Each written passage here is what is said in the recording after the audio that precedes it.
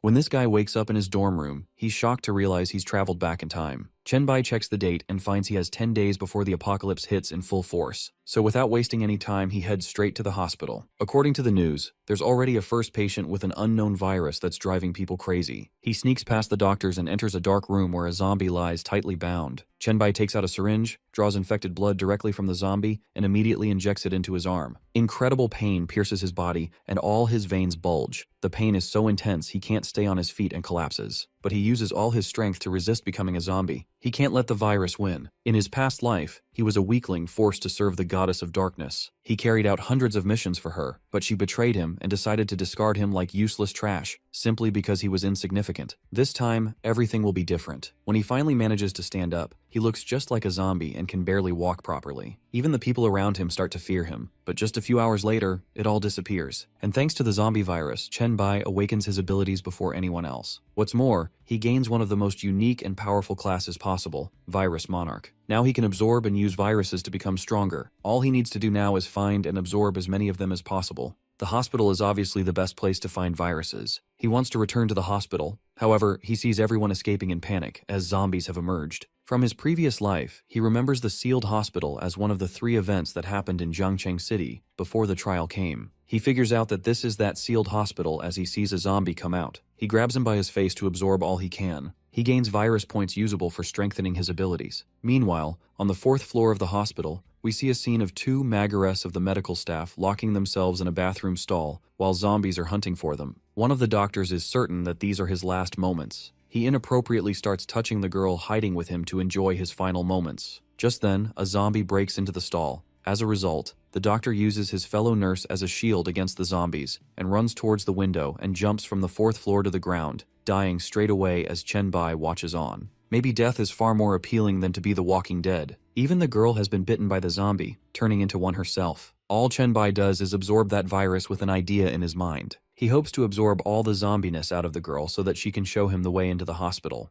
The nurse is told what happened, and she wants to thank Chenbai. But Chenbai doesn't want to thank you. He wants her help. She obliges. He asks her to guide him to the laboratory where most of the viruses are. The girl is confused about what Chenbai wants to do with the viruses, and soon she sees his veins pop up as he puts his hand into the stored virus samples. With all the zombie and the laboratory sample absorptions, he now has the ancestor virus, dark light virus, Tiki virus, T virus, and Coxy virus in his collection. Chenbai is pleased to see the dark light virus in his repertoire. The zombie virus evolves into the dark virus. Chenbai's strength is boosted by 200%. The dark light virus's speciality is to devour and evolve. Suddenly, a zombie tries to jump on them, and he picks him up with his bare hands, already demonstrating how his strength has been boosted, and absorbs his virus. However, instead of only absorbing, he uses his devouring ability on the zombie, making him vanish into the darkness emerging from his hands. The girl, looking at this, has a horrified look on her face. However, she has full trust in him because he saved her and wants to keep his secret. She introduces herself as Su Xin. Before they can talk much, they hear the authorities arrive. Chenbai decides they should move straight to the roof and escape from there. Su Xin believes that they are not zombies and they can escape directly, but the quarantine procedure will steal days away from Chenbai that he can use to improve his skills, something he doesn't want to risk. However, intercepting them is a larger, crazier zombie. Chenbai is interested to see how a mutant is present in this hospital. They have quite a fight. However, the mutant is much stronger than the other zombies. Chenbai even absorbs some other powers from some bodies and throws them into one concentrated blow. However, it doesn't leave much of an effect. Soon, Su Xin throws him an emergency axe that she gets from the facility. Despite using it, the mutant throws Chenbai into the wall, meaning to tear him apart. However, Chenbai has a smile on his face as he attempts that. Once the mutant has broken into the tissue, large tentacles coming out of Chenbai grab hold of the mutant, and the black light virus consumes him entirely. After devouring the 2nd stage zombie, the black light virus transformation is in progress, until Chenbai gets the bone claws from the zombie ability. However,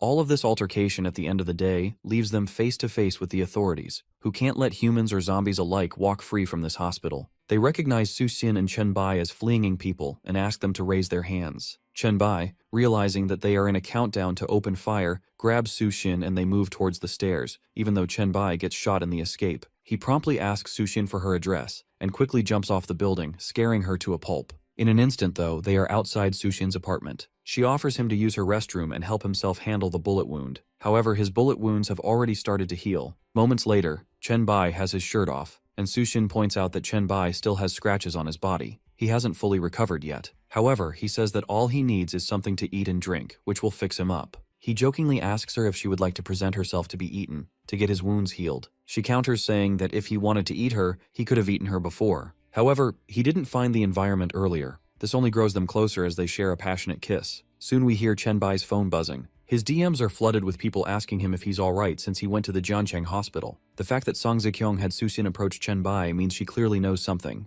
That alone makes Chen Bai curious enough to want an audience with Song Zikyong. Song Zikyong, in his previous life, was a woman who had risen from rags to riches. Her web of legal and illegal ventures had made her a known name. After the trial began, she awakened an A-level talent and rapidly climbed the ranks. Back in the present, Chen Bai steps out of a car, lost in thought, reflecting on how much he used to admire Song Zikyong in his previous life. But this time, things would be different. She would admire and join him instead. Song Zikyong is introduced to Chen Bai by one of her subordinates. She tells him she was worried after losing contact with him. There's plenty they could say to each other, but Chen Bai cuts straight to the point. He asks her not to waste time either. Song Zikyong smiles and boldly suggests he could become her son-in-law if he wanted to. She follows this up by referencing the stunts he pulled at the hospital. Chen Bai is immediately intrigued. He had destroyed the surveillance and power systems, yet she seems to know about things that no one should. It becomes clear that Song Zikyong is not someone to underestimate. She explains that she could have tracked him from the hospital lobby to the monitoring room anyway.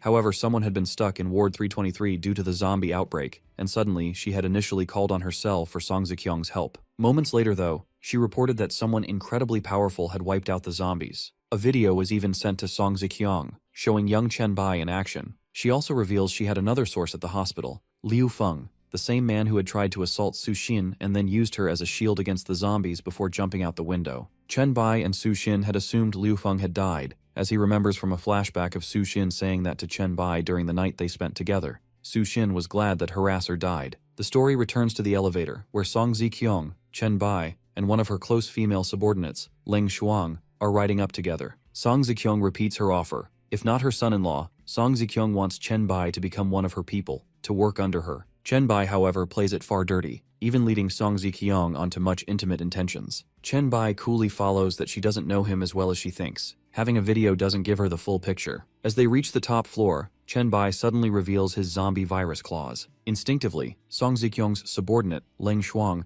moves to protect her, but Chen Bai doesn't attack. Song Zikyong is caught off guard, and at first thinks he's making an indecent proposal. But Chen Bai clarifies, all he wants is her help. She admits that convincing her isn't easy, but Chen Bai leans in, promising he knows a lot, and that knowledge will only help the both of them grow stronger the closer they work together. He begins to tell her about the true nature of the apocalypse. Intrigued, Song Zikyong agrees to help him, on the condition that he helps her in return. And just then, gunshots echo in the background. Commander Huang of the military had sent Captain Zhao to negotiate with Song Zikyong. The zombies were being contained in sub-zero temperatures at Song Zikyong's refrigerated storage facility, while the rescued survivors were being isolated there as well. But now, the zombies have somehow made their way outside, confusing Song Zikyong, as the extreme cold should have kept them restrained. However, Chen remembers zombies differently. In his past life, he learned that these monsters mutate in response to extreme conditions. That means they're now dealing with mutated zombies. We see on the field a massive, grotesque creature, its body covered with multiple face-like features, completely unfazed by the military's firepower. Zhao quickly realizes the situation and calls for a grenade to be thrown into the creature's mouth. When that fails, he begins formulating a new strategy, organize into teams and change their battle approach. However, before they can act, Song Zikyong stops him. She tells him not to waste their ammunition, or the lives of his men, on something their tactics can't even dent. Instead, she orders him to prioritize protecting her warehouse staff and buying time. The problem is that zombies are incredibly fast. Zhao notes that retreating without casualties would be nearly impossible. But Song Zikyong has a card up her sleeve. She tells Zhao to trust her plan and stop questioning it, reminding him that she's the one in charge. Just then, Chen Bai enters the battlefield. He strikes the monster with a seemingly minor attack, but even that sends a shock up his arm. It could have been torn off if he hadn't been cautious. He jumps into combat using his enhanced abilities, though his attacks don't cause much damage. Still, the sheer mass of the creature moving around is gradually wearing it down. Realizing he needs a boost, Chen Bai scans his surroundings and spots some frozen beef. He activates his Blacklight Evolution ability to absorb it, slightly increasing his strength and endurance. The monster is trying to rejuvenate as well, but even that is tiring it down. Noticing the monster's exhaustion, Chen Bai makes a few calculated moves before unleashing his first major punch of the battle. Zhao is stunned. He turns to Song Ziqiang and admits that he's as afraid of Chen Bai going berserk as he's weary of the monster unleashing itself. Chen Bai basically has a monster vibe himself. However, Song Ziqiang calmly replies that she sees Chen Bai more as a partner. Chen Bai then tears into the mutant zombie, literally ripping its limbs apart, and triggers an evolutionary response mid-battle. Zhao watches in disbelief. It's just two unrestrainable mutants clashing, and he can't see a clear outcome. He contacts military command, asking how far away the reinforcements are. By now, the zombie, though eager to recover, is far too fatigued. Its body is already undergoing blacklight evolution. Song Ziqiang, confident in what's to come, nudges Zhao and tells him not to worry. Chen Bai will handle the rest. Just 10 minutes later, guns are pointed at our hero, with the captain giving his men a heads up to be ready to fire. However, Song Ziqiang reminds him of the promise he made that he would not shoot if Chen Bai doesn't attack first. Meanwhile, Chen Bai is enjoying his system prompt that reveals to him that he has taken down a rare beast, a mountain flesh zombie, and obtained the Flesh Mountain's powers. His achievements also include the virus injection skill being unlocked. He can now, although, make a giant mountain zombie fist, but there is no one to test it on. What he thinks of as the bigger gain of the day is the Flesh Mountain core that he can use to create an infinitely large wall between him and an adversary, only if he can find a way to control it first. One of its features is that it can also be used to craft other equipment. He even considers feeding it more to grow another Flesh Mountain to test its strength. However, before he can do it, someone calls his name from behind, and we learn about Lu Li. Lu Li is a journalist who was at the hospital the day the attack happened and was the one who filmed his video. Chen Bai already knows of Lu Li as she comes in and thanks him for saving her life twice this time. She was under attack at the warehouse this time around as well. Lu Li, being a journalist, has also recorded this altercation with the giant zombie. However, she is ready to delete it if Chen Bai wants, although Chen Bai wants her to keep it for another day and another use. Soon after, Zhao addresses his own concern, as he also calls Chen Bai, and asks him to explain much of what happened, as that is what Commander Huang wants. Hearing that name, Chen Bai instantly reminisces him from his past life. He was simply a brute to those who were weaker and had awakened their traits, treating them like the worst of animals. He used the motivation of patriotism within the masses to get a pass.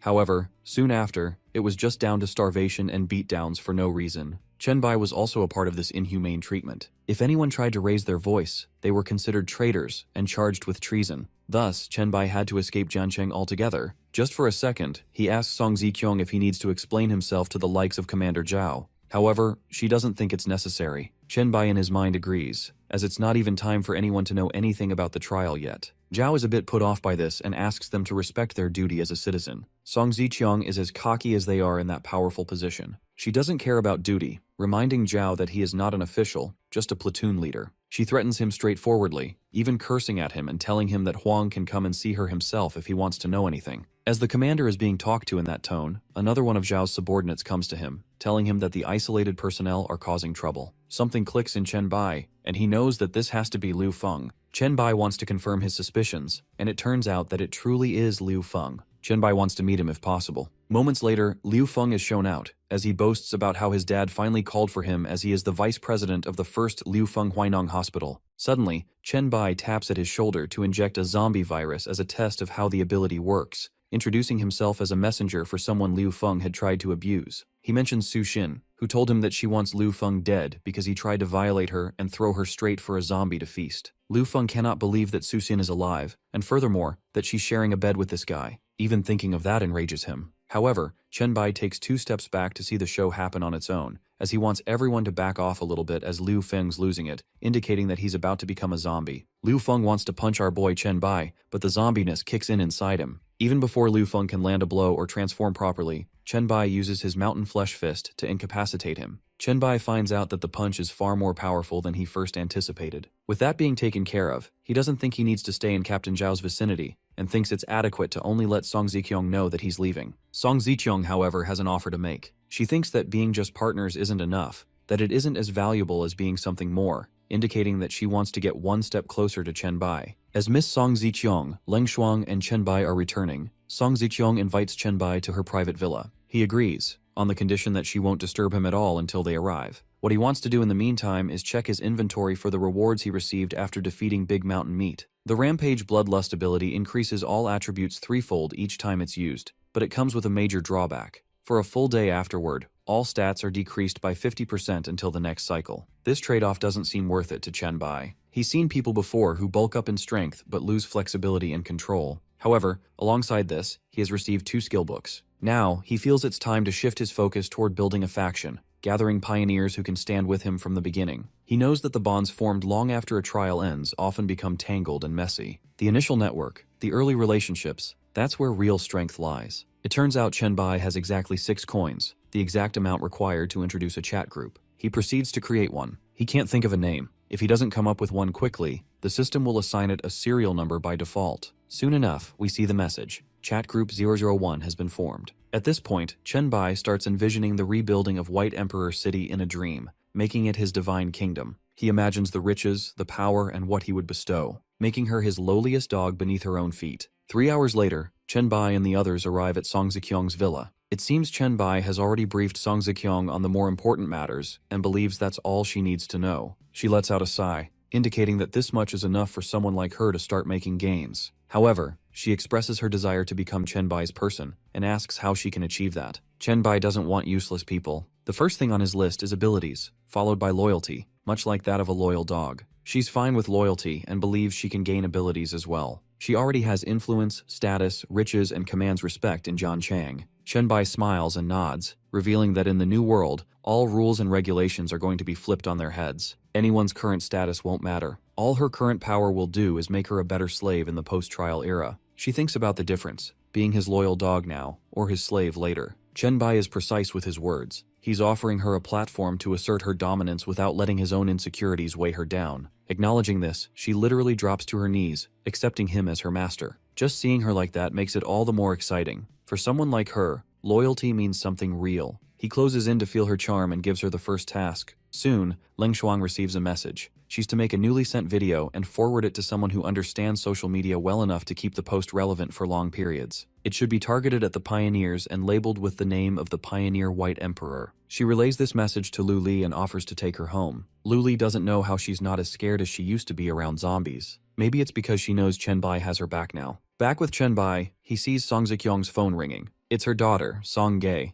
asking about the situation at home. Chen Bai answers and tells her that her mother is busy and wants her home immediately. She's confused as to why Chen Bai picked up the phone, and even more upset that he ignored her messages. But before she can finish, he hangs up, infuriating her. Meanwhile, Song Ziqiang makes a request for her new master to protect her daughter. He reminds her that if she's good at her job, he'll make sure her daughter doesn't become a monster when the trial begins. The scene shifts to Song Ge and Song Ziqiang in the same car. The mother explains everything, but Song Ge doesn't believe her. Regardless, Song Ziqiang tells her to just watch silently when they get out of the car. Meanwhile, Chen Bai and Leng Shuang are searching for zombie hubs. Leng Shuang informs him that the only spot she found was the casino they're standing outside of. It's an underground casino with a house on top. All of the Mangares, gamblers, and house owners are now believed to be zombies, up to 160 of them. Chen Bai thinks to himself that this might be the zombie slaughter event, but unlike the hospital and Meat Mountain incidents, which happened in broad daylight, this one is far from public eyes. That makes it unlikely to be the third major event before the trial. Soon, Song Ziqiang shows up, realizing that Chen Bai is the type to go after every single zombie. While the military only wants 10 or 15, Chen Bai is going for the whole bunch. He knocks very gently to signal those inside to open the door. They burst it open, and a horde of zombies rushes straight for him. However,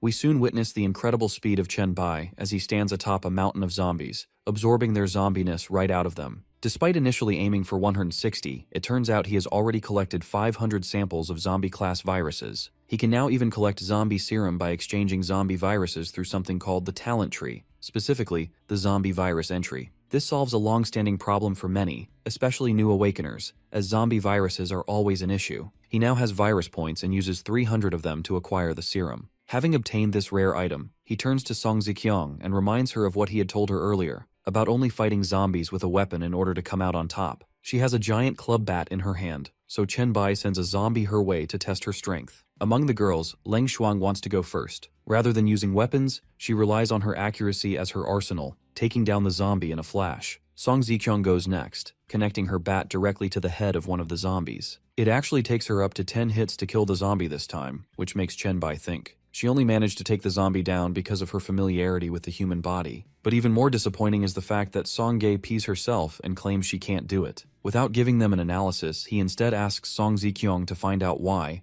Despite Leng Shuang's collection of information, this was the only place where zombies had accumulated. He finds it strange and asks her to look into the matter. He finally tells her that he cannot slowly train her daughter himself, and Song Zikyong will have to arrange for Songgae's training on her own. Although she thought he would be giving her some kind of cure to prevent Songgae from turning into a zombie, he instead hands her the formula sheet he purchased. He tells her she can put it together herself and that it's a rare commodity. Her eyes sparkle, and she bows down to her master. He then sends her off with Leng Shuang and turns his attention to checking his social media post, thinking it might be gaining some traction by now. However, he realizes the post looks like something between the King's Bible and Gen Z yapping, and the comments reflect exactly that. Still, one of the replies stands out. The commenter claims they're not a shill, but a pioneer seeking help. It turns out not all was lost in posting that. The person, going by the name I'm Not a Shill, accidentally reveals that they are a level S mental controller, something they later regret mentioning in the messages. But the pioneering White Emperor, Chen Bai, tells him not to worry. His secret is safe with him. Realizing this is someone useful, Chen Bai tells him about a chat group,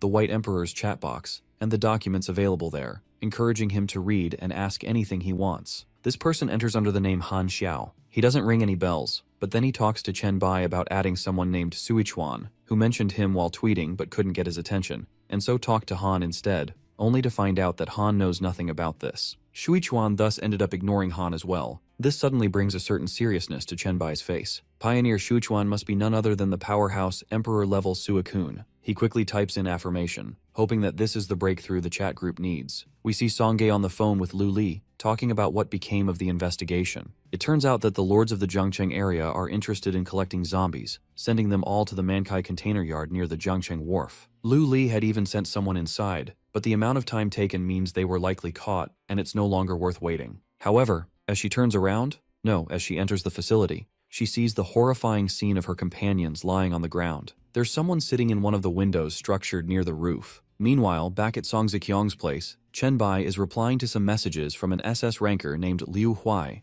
guiding him about how those above 3 points in spirit stat are to be dealt with, considering the boy has 5 spirit. Just as he sees that message, Song Zikyong walks in, visibly distressed about Lu Li being caught at the Mankai container yard. Chen Bai simply asks one question, whether she gave Song Zikyong away or not. This essentially means whether their cover has been blown. Song Zikyong kneels down and vouches for Lu Li's loyalty. It all turns out that Chen Bai himself is ready to go and save Lu Li. Meanwhile, at the Mankai container yard, Lu Li is treated a bit like a guest. Although the man who has made her captive has kept her tied to the chair, it's only because of Song Zikyong and some pending decision-making. But he threatens her. If the right decision isn't made, all she'll be is his plaything. Hearing this, a wine glass falls. The man isn't too pleased. Still, he brings the wine glass to Lu Li and tells her to tell her, implying that the punishment wine might not suit her. Out of nowhere, Chen Bai is sitting just adjacent to them, making a classy entrance. He tells the man, maybe the girl doesn't like wine. His sudden presence, unnoticed until now, shocks the man. The man asks who he is. Chen Bai introduces himself as Lu Li's rescuer. This alerts the man that Chen Bai is also a pioneer, meaning he knows the terminology. Lu Li heads to the car. The man correctly deduces that Song Zikyong is already under Chen Bai's subjugation, and his plan of using Lu Li to make her a subordinate has now failed. It's revealed that the man has subjugated the Lord, while Chen Bai has subjugated the Queen. Only the commander remains. So the man proposes an alliance with Chen Bai to make a king, but Chen Bai bluntly refuses. He already knows that the man has been using his powers to turn normal people into zombies, which makes him undeserving of help. He's scum. The man, however, is an S ranker. Chen Bai casually introduces himself as a triple S ranker. The man, unfazed, boasts his talent, slaughter progression, by materializing a claw. His ability lets him permanently absorb part of his target's attributes and exponentially enhance them. Chen Bai realizes the claw is essentially a form of equipment. The man lunges at him, intending to steal his powers, but a massive meat punch from Chen Bai sends him flying. The man speculates that Chen Bai must have a shape-shifting ability, but Chen Bai can't speculate at all. He still doesn't know what the man's full capabilities are. And so, the fight resumes. It looks like a toe-to-toe battle. Chen Bai's claw and meat punch against the claws and strength of this other guy. However, he trash talks to Chen Bai, implying Chen Bai is either not showcasing his power, or he's just a really lousy and weak SSS opponent. Chen Bai hints back, saying he is using his powers without the mobster even realizing it. Just as the mobster thinks all of Chen Bai's attributes are substantially lower than his, except for his pretentiousness, the mobster suddenly starts coughing up blood. He glances at his statistics board and sees all of his stats dropping drastically, at a rate of 2 to 3 units per second. He's basically suffering from a negative buff. Chen Bai compliments him for having such a formidable physique that the virus took this long to take over. In his defense, Chen Bai says he did warn the mobster of using his skills. Now that he's had his fun, Chen Bai begins absorbing him, warning him not to disappoint him. Sooner rather than later, only the man's claw is left on the ground. For the first time, Chen Bai has taken down an opponent of such high grade. However, he can't acquire their mastered skills. There's only a low probability of such a thing happening. He can only enhance his own abilities, and can choose to view partial memories of the victim. The attribute bonuses from the Blacklight virus have now morphed into a more active utility, becoming his base attribute bonus. In Chen Bai's mind, that's quite the feat. He checks his own stats: a 30 points increase in strength, a 20 points increase in spirit, and a 100 points regenerative boost. Meanwhile, his core statistics have also risen by 50. Although it's a bit of a letdown that he won't have many formidable foes around for a while, ordinary people with stats below 5 are now too fragile for him. Chen Bai picks up the toy the man left behind. He reflects on how blessed the guy must have been, carrying equipment, blueprints, and consumables all at once. Chen Bai figures he must have fought through mutant zombies to collect gear that even surpassed his own. The claw does have its benefits and even grants a C-grade blueprint. The equipment is Chen Bai's now, even though the lucky guy must have hustled hard to get it. He heads outside, where Song Zikyong is waiting for him, thinking all the while how far he's come, from E rank to SSS, subjugating Song Zikyong, and acquiring high-grade equipment. Waiting around for monsters before the trial will no longer benefit him, and so he decides to focus on preparing for the advent of the trial. We move forward to a scene later on at Song Zikyong's place, where he's counting down to the trial's beginning. The girls walk in, having completed all the tasks and errands assigned to them by Chen Bai. They've scouted the High Villa area, so when Doomsday arrives, they'll be ready to clear things out. Su Xin, who has also joined them, has compiled a list of the necessary resources that need to be bought. Song Zikyong is asked to have all of it placed on his desk and sends a message to the chat group,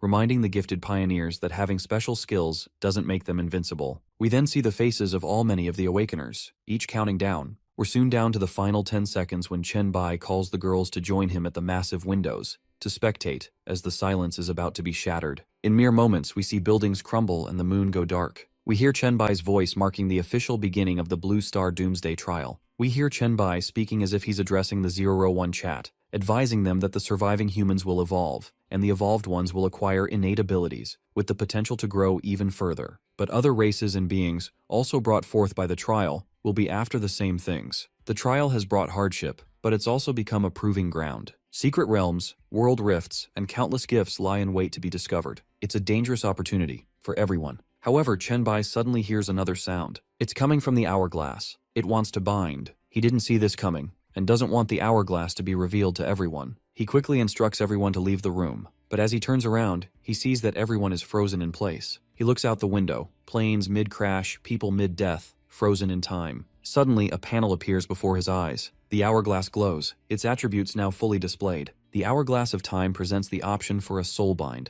Among the attributes is a time travel skill, but it's on a 72-year cooldown, making Chen Bai realize that this is what brought him back to life. The hourglass also displays his active status and can read it aloud without altering anything. There's also a hidden skill with a 1-hour cooldown, enough to bring a smile to Chen Bai's face. Moments later, everyone unfreezes and asks Chen Bai what he was about to say. He simply tells them to go and monitor the surrounding areas. Start clearing it out first thing in the morning. The next day, the girls awaken to their individual innate abilities. All around them, almost everyone has turned into zombies. Song Zikyong activates her Amethyst Eye, an S-rank ability that allows her to transform objects into amethyst or illuminate them with amethyst energy. It boosts offense, defense, power, and mental strength. Using it, she takes down multiple zombies with ease. Her statistics remain overwhelmingly high, and the zombies are no match for the abilities they've now acquired. Similarly, we see Stella awaken as an A-grade assassin. Her breath becomes invisible and undetectable, and her agility and attack speed skyrocket. She too shows off her skills, dispatching threats with grace and precision. Meanwhile, Su Xin, who was given the serum,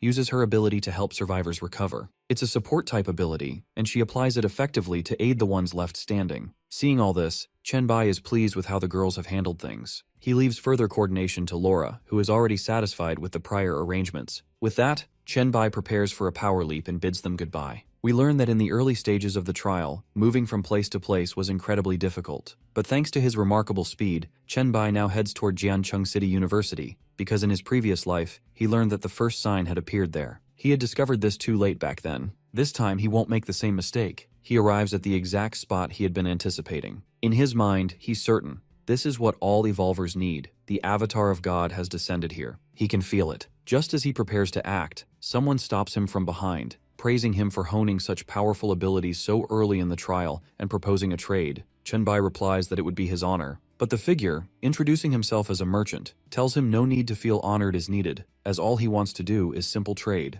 Still, Chenbai knows who this is. He's heard of the name and deeply respects the figure's generosity. This is none other than the god of trading, Lord Lotto. Seeing that this guy knows so much about him, Lord Lotto gives a meeting gift, a gold Manga Recap card to the Goblin Chamber of Commerce. Chenbai notices that Lord Leto is much more gullible compared to his past life, so he decides to keep flattering him. Based on that, he decides to show some of his items to him. He has the Thunderwalker's Scroll, a grade S item that manifests the power of lightning, channeling it according to the user's will. He also has the Reaper's Touch, a legendary item that can only be possessed by someone with expertise in arms. However, this is not the type of stuff Chenbai really wanted to talk to this guy about. Chenbai thinks of the scroll, and how in the previous life, he had gotten it from this very god. He soon admits that he cannot afford these items, which makes perfect sense for the initial days of the trial. Lotto encourages him to work hard so that he can one day afford to have such products at his disposal. Chenbai does express how he has heard that the gods cannot interfere directly in the trial and instead need to invest in evolvers. Chenbai claims that the god of the goblins, Lord Leto, can benefit quite a bit by investing in him. Hearing this stuns Lord Lotto, who points out that for a mere mortal human, Chenbai seems to know way too much about the trial. Chenbai then brings up the treasure Lotto possesses, coveted by all the gods, and suggests it would be a good investment to put in for someone like Chenbai.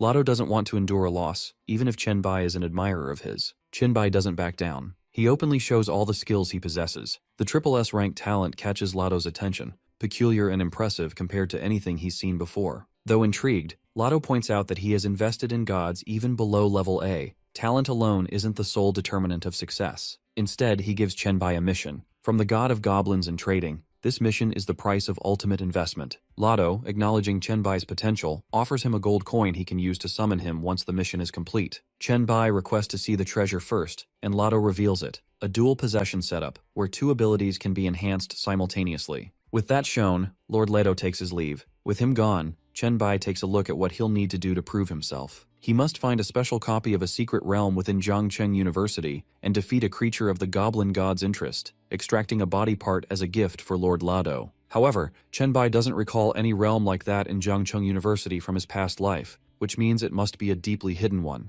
Now all he has to do is speculate where it might be. Lord Lotto had a great reputation in Chenbai's previous life, so he knows he'll keep his promise. But this task isn't something Chenbai can exploit using past knowledge. The scene shifts to the university gymnasium, where someone has beaten up most of the guys and is now forcing them to strip and beg to be taken in as slaves until the big guy is pleased. When the students resist, he offers them a swift death instead. Even the big guy's girlfriend tries to stop him, but he violently hits her, sending her into a corner. Before things can escalate further, Chenbai arrives. He quickly assesses the situation and asks, confirming who's responsible for the condition of the beaten students. Without hesitation, he materializes his meat punch and delivers a brutal blow to the guy as punishment. It doesn't end there as his accomplices step in, wanting a piece of Chenbai as well. However, it becomes clear they don't possess the same level of power as the big guy Chenbai just took out. What follows is a horrifying bloodbath, witnessed by the shocked student standing nearby. Chenbai wants to know which one of them is associated with the medical facility. The moment he asks, everyone scatters in panic. One claims to be a civil engineering student.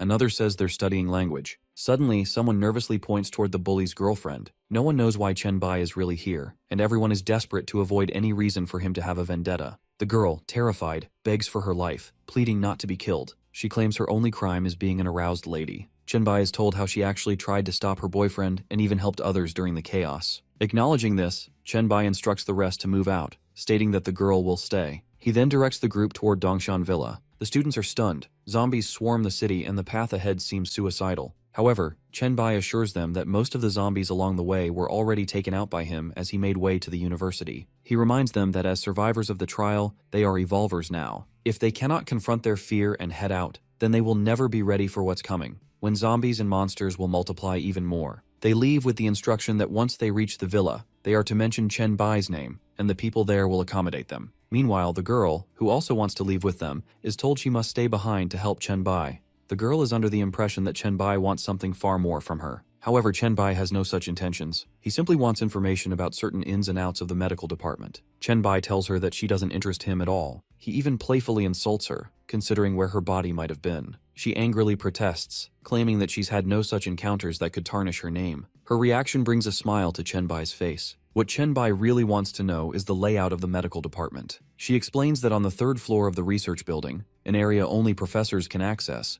there are various samples and information related to bacteria and viruses. As for hidden places, the only ones she can think of are Mr. Oshi's house and the incinerator, which looks like a garage and remains largely unexplored. Soon, we see test tubes, vials, and a large-scale laboratory that Chenbai considers a treasure. He takes hold of 5 to 6 samples, most of them flu viruses, adding to his growing collection. With so much influenza, he figures he'll need very few points to upgrade it as a skill, so he gives it a try. The result amazes him. It is W-ranged skill, and it halts all of a target's attributes, interrupting any momentum of the enemy when the skill is used. After upgrading the influenza virus, he still has many points left. Realizing that Lord Leto's trial challenge won't be simple, he decides to upgrade his skills further. His passive abilities unlock and evolve. With the Blacklight virus, he can now cling to surfaces, which boosts his balance. Another upgrade enhances his concentration, improving dynamic vision and reflexes, doubling his control over all his body muscles. He tests his newly upgraded strength by hitting a wall, realizing he can crack the wall with his fist approaching from just millimeters away. This visibly scares the girl. She had been exhausted earlier, so Chenbai had been pushing her to move. Now she realizes he must have been holding back his true power all along. Chenbai has no further interest in lingering there. He decides to head toward Mr. Oshi's place. The building seems as though it's without electricity, which unsettles the girl. They soon come across a set of double doors. Chenbai tells her to stay back, even though she's clearly terrified to be left alone. However, he senses a kind of portal seal. It looks like the entrance to a dungeon. As he approaches, a notification window appears, indicating that the dungeon is recommended for levels 5 to 10. He accepts and enters. If Chenbai manages to clear the dungeon, it will become a permanent location, but if he fails to clear it within 2 days, it will vanish. It all makes sense now, why he had never heard of this hidden cold incinerator dungeon in his previous life. As he steps inside, monsters begin approaching, with his claw raised and ready to strike. Although there are 4 crazy multiple-limb creatures and zombies coming at him, Chenbai has got the upper hand for most of the battle. The monsters do possess formidable moves, but they are too slow compared to our hero. He anticipates more. However, the thrusting doesn't get any faster for those with enhanced moves, so he simply takes them out without enjoying it any further. As he goes through the monsters, he acquires multiple grades of experience points based on which monsters he takes down. The notification window updates him as he improves his attributes, gains points, and takes down all but one monster. He calls out the monster that Lord Leto is interested in, announcing that it has taken down all its minions. Seeing that the monster is, comedically, a bit shy, he attempts to help it out himself. We see some large machinery from where a small lump of meat comes out. Although it is really small and shouldn't be of danger, Chenbai senses it to have a transformation, and thus realizes that he should kill it much before it can transform. Chenbai wants to use his evolved flu virus, but it just so happens that the skill has no effect on the target, and thus he has to wait out the transformation. The little piece of meat becomes a biomaniac monster that comes at him, charging at him with full force, and even getting a taste of Chenbai in the mix. However, Chenbai has super speed regeneration, but so does the monster. As the two of them clash, Chenbai thinks to himself how he hasn't been able to fight at his full might since he was reborn. He doesn't want to get restricted by becoming too overpowered that he has to simply stop harnessing his potential, and thus wants to use this monster as a way to flex his muscles, regardless of the damage. The monster has infinite regeneration, as it seems. The monster might basically be immortal. However, after 1 hour of taking it on, the regeneration becomes much slower, although still in progress. The fight ensues for an hour more, and the monster is left to a pulp after Chenbai has his way with it. The regeneration is too slow at this point to consider it a threat. An hour longer, and we see that it has generally been left to its initial size when it came out as a piece of meat, although much less alive. Seeing that its regeneration has essentially stopped, Chenbai squashes the level 8 monster to get 10,000 experience points and gains 2 attribute points in the process. Chenbai still doesn't let his guard down until the notification board reads that the cool incinerator has been made permanent, indicating that he has cleared this dungeon. He's also offered the option of uploading the video of him taking out the monster. The payment of 1 copper coin would belong to him as the uploader. Meanwhile, not even letting his identity out by hiding his face, he lets that option go. And suddenly we see all his followers in the chat group, especially at Song Zekyong's place, looking at the video. Their chat group reads that Evolver White has released the 5 to 10 level Cool Incinerator level videos. Everyone at their own place watches in amazement, some needing to slow it down to understand the fight, while others are excited, and some find it ruthless. He receives a lot of compliments and comments on the chat. Meanwhile, back at the dungeon, he is partially devouring the complex mutant, getting 300 black light virus evolution points. These points are different from the other virus points, and he can only use the points available right now to upgrade his abilities and skills of the Blacklight virus. His recovery speed is up by 300%, where he can regenerate a severed limb as well. This becomes his passive skill that he cannot turn off. This is basically a level A skill for him. But now that that's done, Chenbai is interested to see what the Nightmare level boss has dropped. It gets quite a number of items, with the Biodemon Professional Scroll of level A that has pros and cons, a genetic essence that is pretty much like a skill bonus, which he drinks immediately. There's also a piece of clothing that he cannot understand, called Faceless Skin, that can be used to improve body shape by prolonged wearing and can change one's appearance. He also gets a whole lot more common items that can be worn under armor and a skill book that can enhance cell activity, but is invalid to him, and he decides to trade it on the chat box later on. He thinks to himself that it's time to leave, as all he has to do is hand the Goblin God the part of the boss monster's body. He thinks that the dungeon was far less profound than he had anticipated, such that he was able to complete it in one day. However, as he is about to leave, something clicks in his head. He figures that it cannot simply be that the Goblin God gave him an aimless target like this dungeon. He's conflicted between the idea of whether this secret dungeon, the creature's limb, or maybe he himself was the target Lord Leto was going for. While parting ways with him, Chenbai heard Lord Leto murmur that Chenbai, as the harvest for that day, was quite satisfying. Chenbai quickly thinks about checking out the dungeon one more time, as he might have missed something. He checks the inside of the incinerator, which looks regular. He checks out the pipe, which is definitely something odd, as the pipe's length exceeds the height of the room once Chenbai gets inside. However, it too has a dead end. He just touches it, thinking that the pipe might not be the key. Suddenly, a face materializes out of the end wall. Chenbai's reflexes kick in to punch it. However, he figures out that it's really a mask which can be collected as an item. There is no description on the notification window, and it's most probably a triple S class item associated with the gods. This seems much more likely to be the item that Lord Leto wants. He thinks to himself that this is definitely something he would want to stock. In the next scene, we see him come out of the dungeon with the girl waiting, who has already seen his video and comments on his unbelievable strength. The price to watch the video was 1 copper coin. Chenbai gets thinking about how many coins he might have earned. The notification window shows a large amount of 869 gold coins, 93 silver coins, and 15 copper coins. This means a lot of people have been watching his video, but for some reason, Chenbai is not happy. He needs 1,000 coins to unlock the storage, something protected by the will of the universe from all directions. He would have to carry his items undetected. He would need that storage, but he must wait until turning in the mission to the Goblin and Trade God. It's nighttime, and although the girl suggests they'll go for the Danshang Villa settlement, it's definitely not safe. She suggests a few hotels a short distance from the university that they can spend the night at. At the hotel, the girl is trying on multiple costumes to seduce Chenbai. However, he finds most of them childish. The girl, however, finds one particular costume with a horse tail, receiving Chenbai's interest after all. Fast forward to the notification board telling Chenbai that he has somehow acquired 1,000 coins.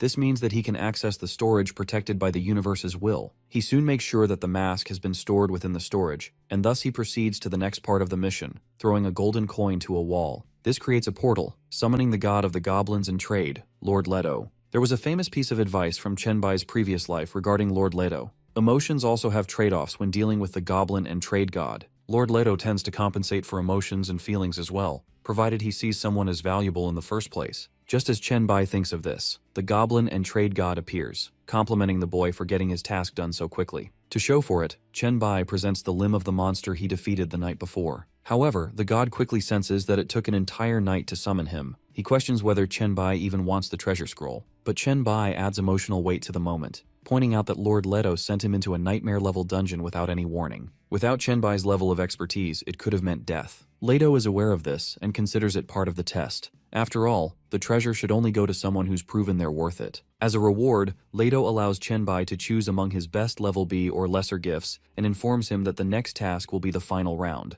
Chenbai selects the Scroll of Recovery blueprint, which the god commands him to take. The final task, acquire 2 SSS-level professional scrolls. Chenbai complains that this is an extremely difficult task, but Leto's bargaining chip is that the end goal, the real prize, is his most valuable asset. Unless he gets every penny's worth, Leto would regret giving it away. Even though they have an understanding, and even though Triple S rank is beyond what most gods are born with, considering Leto himself began with a level A profession, Chenbai accepts the challenge. The scene shifts to a giant rat wreaking havoc on the city. Its stats far exceed those of average evolved humans. Song Zikyong and Leng Shuang are investigating from the shadows. The rat is much larger than the last one they encountered. Regardless of their own giftedness, its attributes are 3 to 4 times higher, meaning their people can't handle it. As they talk about keeping a low profile, the rat senses them and launches an attack. They escape by a hair's breadth. Just as it prepares to strike again, someone crashes down from the sky, landing a heavy blow to the rat's head. Chenbai has returned to the battlefield. 2 new boys are accompanied with the girls, newly added to the squad. He orders Ling Shuang to call the men to clean up the area and compensate everyone for their losses. Meanwhile, he asks Song Ziqiang to accompany him to discuss the situation. Back at the villa, they talk about how, after the zombies were cleared, the giant rats started appearing from the east side. 6 of Song Ziqiang's warehouses were destroyed, with over 100 lives lost in collateral damage. She even has a list of the casualties and losses to show Chenbai. Grasping the gravity of the situation, he takes responsibility for dealing with the threat himself and tells Song Ziqiang to get some rest. Before leaving, however, she wants to introduce him to someone named Qinling Yu, who was rescued and brought to the villa. She wants to serve Chenbai and become one of his people. Chenbai tells Song Ziqiang she may leave, while Qinling Yu can stay. Qinling Yu is a law student, and Chenbai is curious to see how good a sharp-tongued lawyer can be. He asks her to demonstrate her abilities, up close and personal.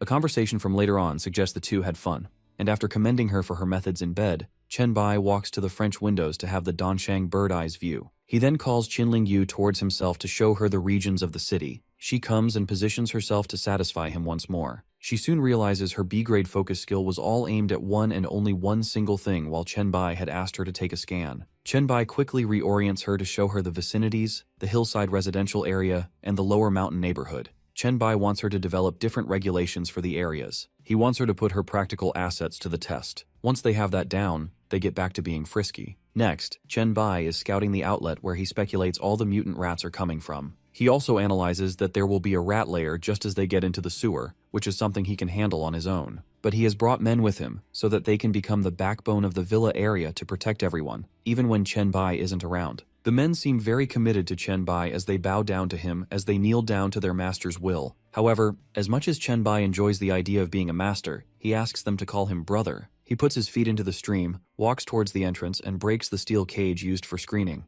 The special mission sewer host has been engaged, as Chenbai sees on the notification board. He asks his fellows whether they see this on their notification board as well, and all of them start falling in line with the details that they have to kill all the mutant rats, including the Rat King, and finding out the source. Others concentrate on the rewards, which make sure that everyone is on the same page. With torches in their hands, they walk inside. It's quiet, but only at first, as the swarming rat army comes charging at them. Chenbai has his zombie claws ready, giving everyone a heads up. He slashes through the incoming rats and asks everyone to keep checking which one of the bodies is still alive, acquiring the rat skin ability in the process. We see the comrades checking on the bodies one by one. Moments after this, we find out that they have gone through 16 different sections of the pipeline, clearing most of them immediately. They see and hear another rat coming, and Chenbai sits this one out, asking Song Ziqiang to scout first and then attack. However, she has a horrified look on her face, understanding that the incoming rat is a level 7 mutated beast. It's basically the boss monster. Before she can even try to see some of its attributes, the rat is too close to Song Ziqiang, and Chenbai interferes with his large claws to take it out of the way. He gets plague boots, poison protection, and a boost in attributes. He equips himself with those boots, which spread terror by the bearer of the boots. Chenbai instructs them to now move on to find out the reason for the source of the mutation. Gradually, they have scouted the sewers 5 times already, with Chenbai acquiring more and more viruses as he walks. He realizes that the viruses he is acquiring at every subsequent point weren't even there before the trials had begun.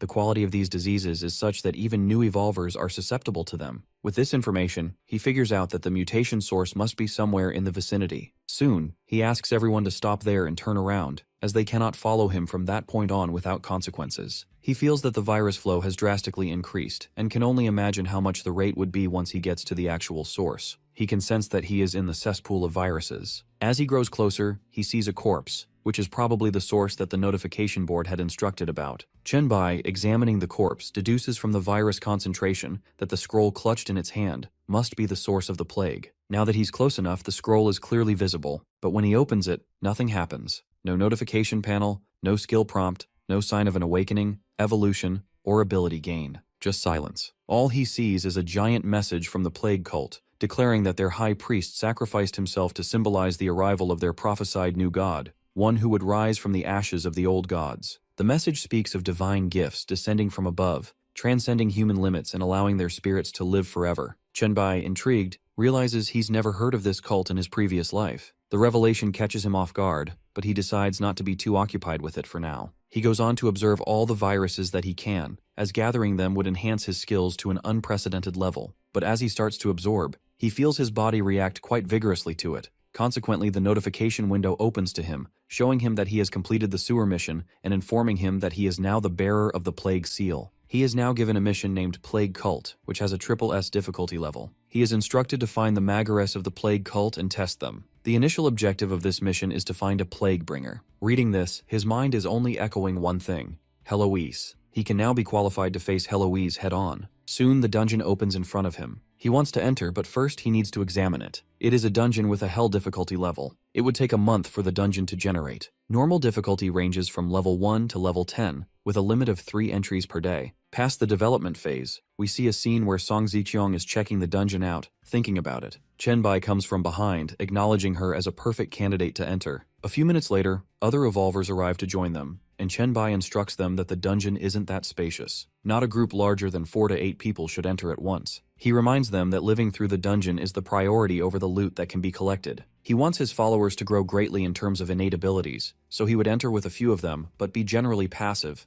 letting them handle everything until it's necessary for him to intervene. He then asks all of them to join the White Emperor Palace chat group. Chenbai's number among the Magares is 001 as well, which shocks Song Ziqiang and Song Ge for a moment. He tells them it's simply the order in which everyone evolved. Song Gu is a bit confused why she isn't invited, and Chenbai reminds her of the altercation where she peed herself while facing zombies. He cannot risk having her in what he considers his harem. Song Ge claims that she is no longer that little girl, and has grown since then. However, Chenbai cannot just take her word for it and asks her to enter the dungeon and prove herself. Within the dungeon, we see giant rats coming for the group that has entered. However, young Song Ge is deeply motivated to get through this herself and keeps everyone back as she moves forward to take care of the giant rodents. Chenbai realizes that he doesn't even know what Lu Li and Song Ge's talents are after they became evolvers. Lu Li can manifest illusions to create disembodied phantoms, where her imagination is the limit. Meanwhile, Song Ge's ability is a C-rank natural aptitude that accelerates the growth of experience and proficiency by half. He finds Lu Li's ability to be far superior to Song Ge in battle. However, as he speaks, Song Ge has already taken care of the giant rats, which are much more formidable than simple zombies. Chenbai finds that she is really passionate about this, and so accepts her as worthy of being a part of his harem. Although it takes a blow to her ego, Song Ge isn't showing much eagerness. Chenbai knows how to play this game as well. Besides, Song Ge's mother, Song Ziqiang, enters the mix, revealing that Song Ge was upset when Qinling Yu was introduced to Chenbai,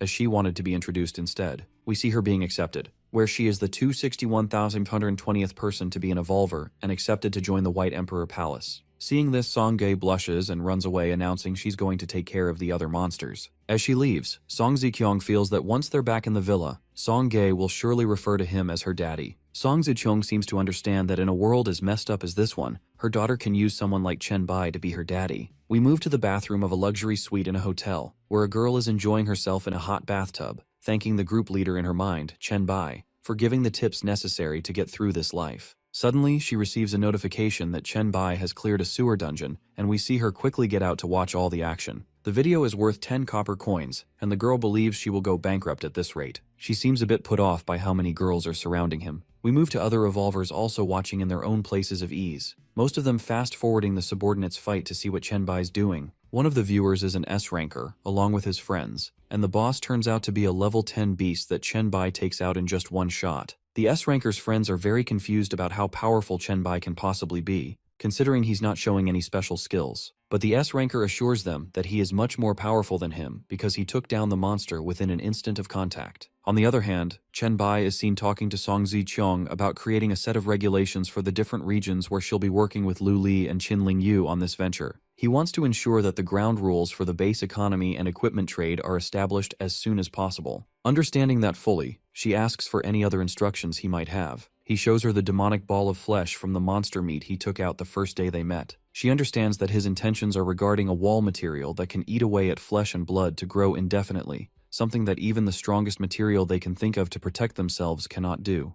Chen knows this, saying that depending on the material they use to create the wall, they can rule a large area in a very short amount of time. He also shows them the other stuff he got the other day from the task Lord Leto had asked him. He shows Song Zicheng the cloth that can help as a mild disguise and change the body structure and appearance. Among all this chatter about the dungeon equipment Chenbai has gathered, Song Zicheng starts talking about Chenbai's happiness, leading the conversation to how Song Ge will call her daddy soon, if it pleases him. We soon see him sleeping with Song Ge and some other girls, as he stands up to leave somewhere. Moments later, we see him leave with the plague rope on and his shoes firmly tight as he walks, planning how he can maximize the amount of equipment from the sewer dungeon by entering it in planned sequences. Suddenly, someone named Dreamy initiates a chat with him, seeking guidance from the group leader. Chenbai asks her to send her skills, details, or at least her attributes so that he might guide her. However, he doesn't recognize the name Dreamy from his previous life. To his surprise, Dreamy, also known as Dream Butterfly, is a triple S level evolver with an infinite growth talent. She explains that she has the ability to control certain things in people's dreams,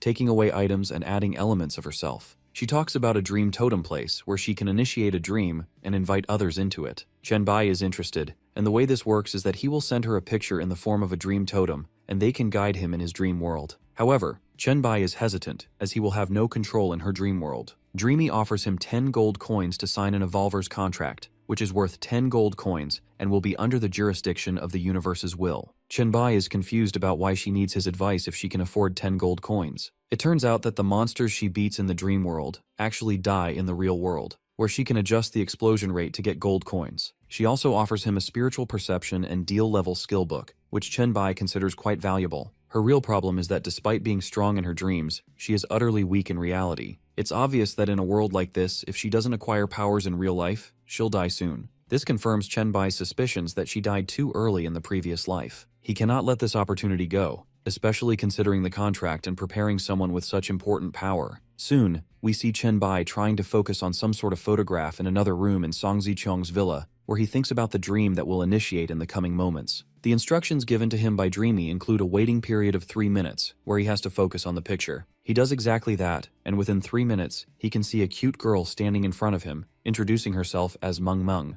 the girl who signed the contract with him. Chenbai greets Meng Meng and introduces himself. He observes her surroundings, a large, cozy bedroom-like environment, complete with toys, and comments that this world doesn't seem suitable for training. Meng Meng, however, surprises him by revealing a fully equipped gym nearby, ready for use. Chenbai is stunned, realizing how vast her world really is. On the contrary, Meng Meng clarifies that this isn't her world. She explains that she's just a dreamwalker. She can enter and transform this space, but it doesn't belong to her. With that out of the way, they head to the gym. Chenbai remarks that she looks like a middle schooler, to which Meng Meng replies that she was a novelist before Doomsday. He understands her desire to become stronger, and tells her the only real way is to spar and fight. But there's a catch. In this dream world, her mental power channels directly into her physical strength. With a mental power of 48, that becomes the raw strength Chenbai has to face. Still, he isn't fazed. He tells her to come at him with full force. She throws a powerful punch, but he casually sidesteps, letting her stumble forward. From this, he immediately concludes she lacks control over her own weight. Her martial arts are clearly underdeveloped. He begins coaching her, how to balance herself, lock onto a target, deliver solid punches and effective kicks. Meng Meng admits she's terrible at all of it, but Chenbai shrugs it off and encourages her to give it her all. Later, Song Zicheng informs Chenbai that all the new regulations, rules, and laws have been posted. Boards are set up,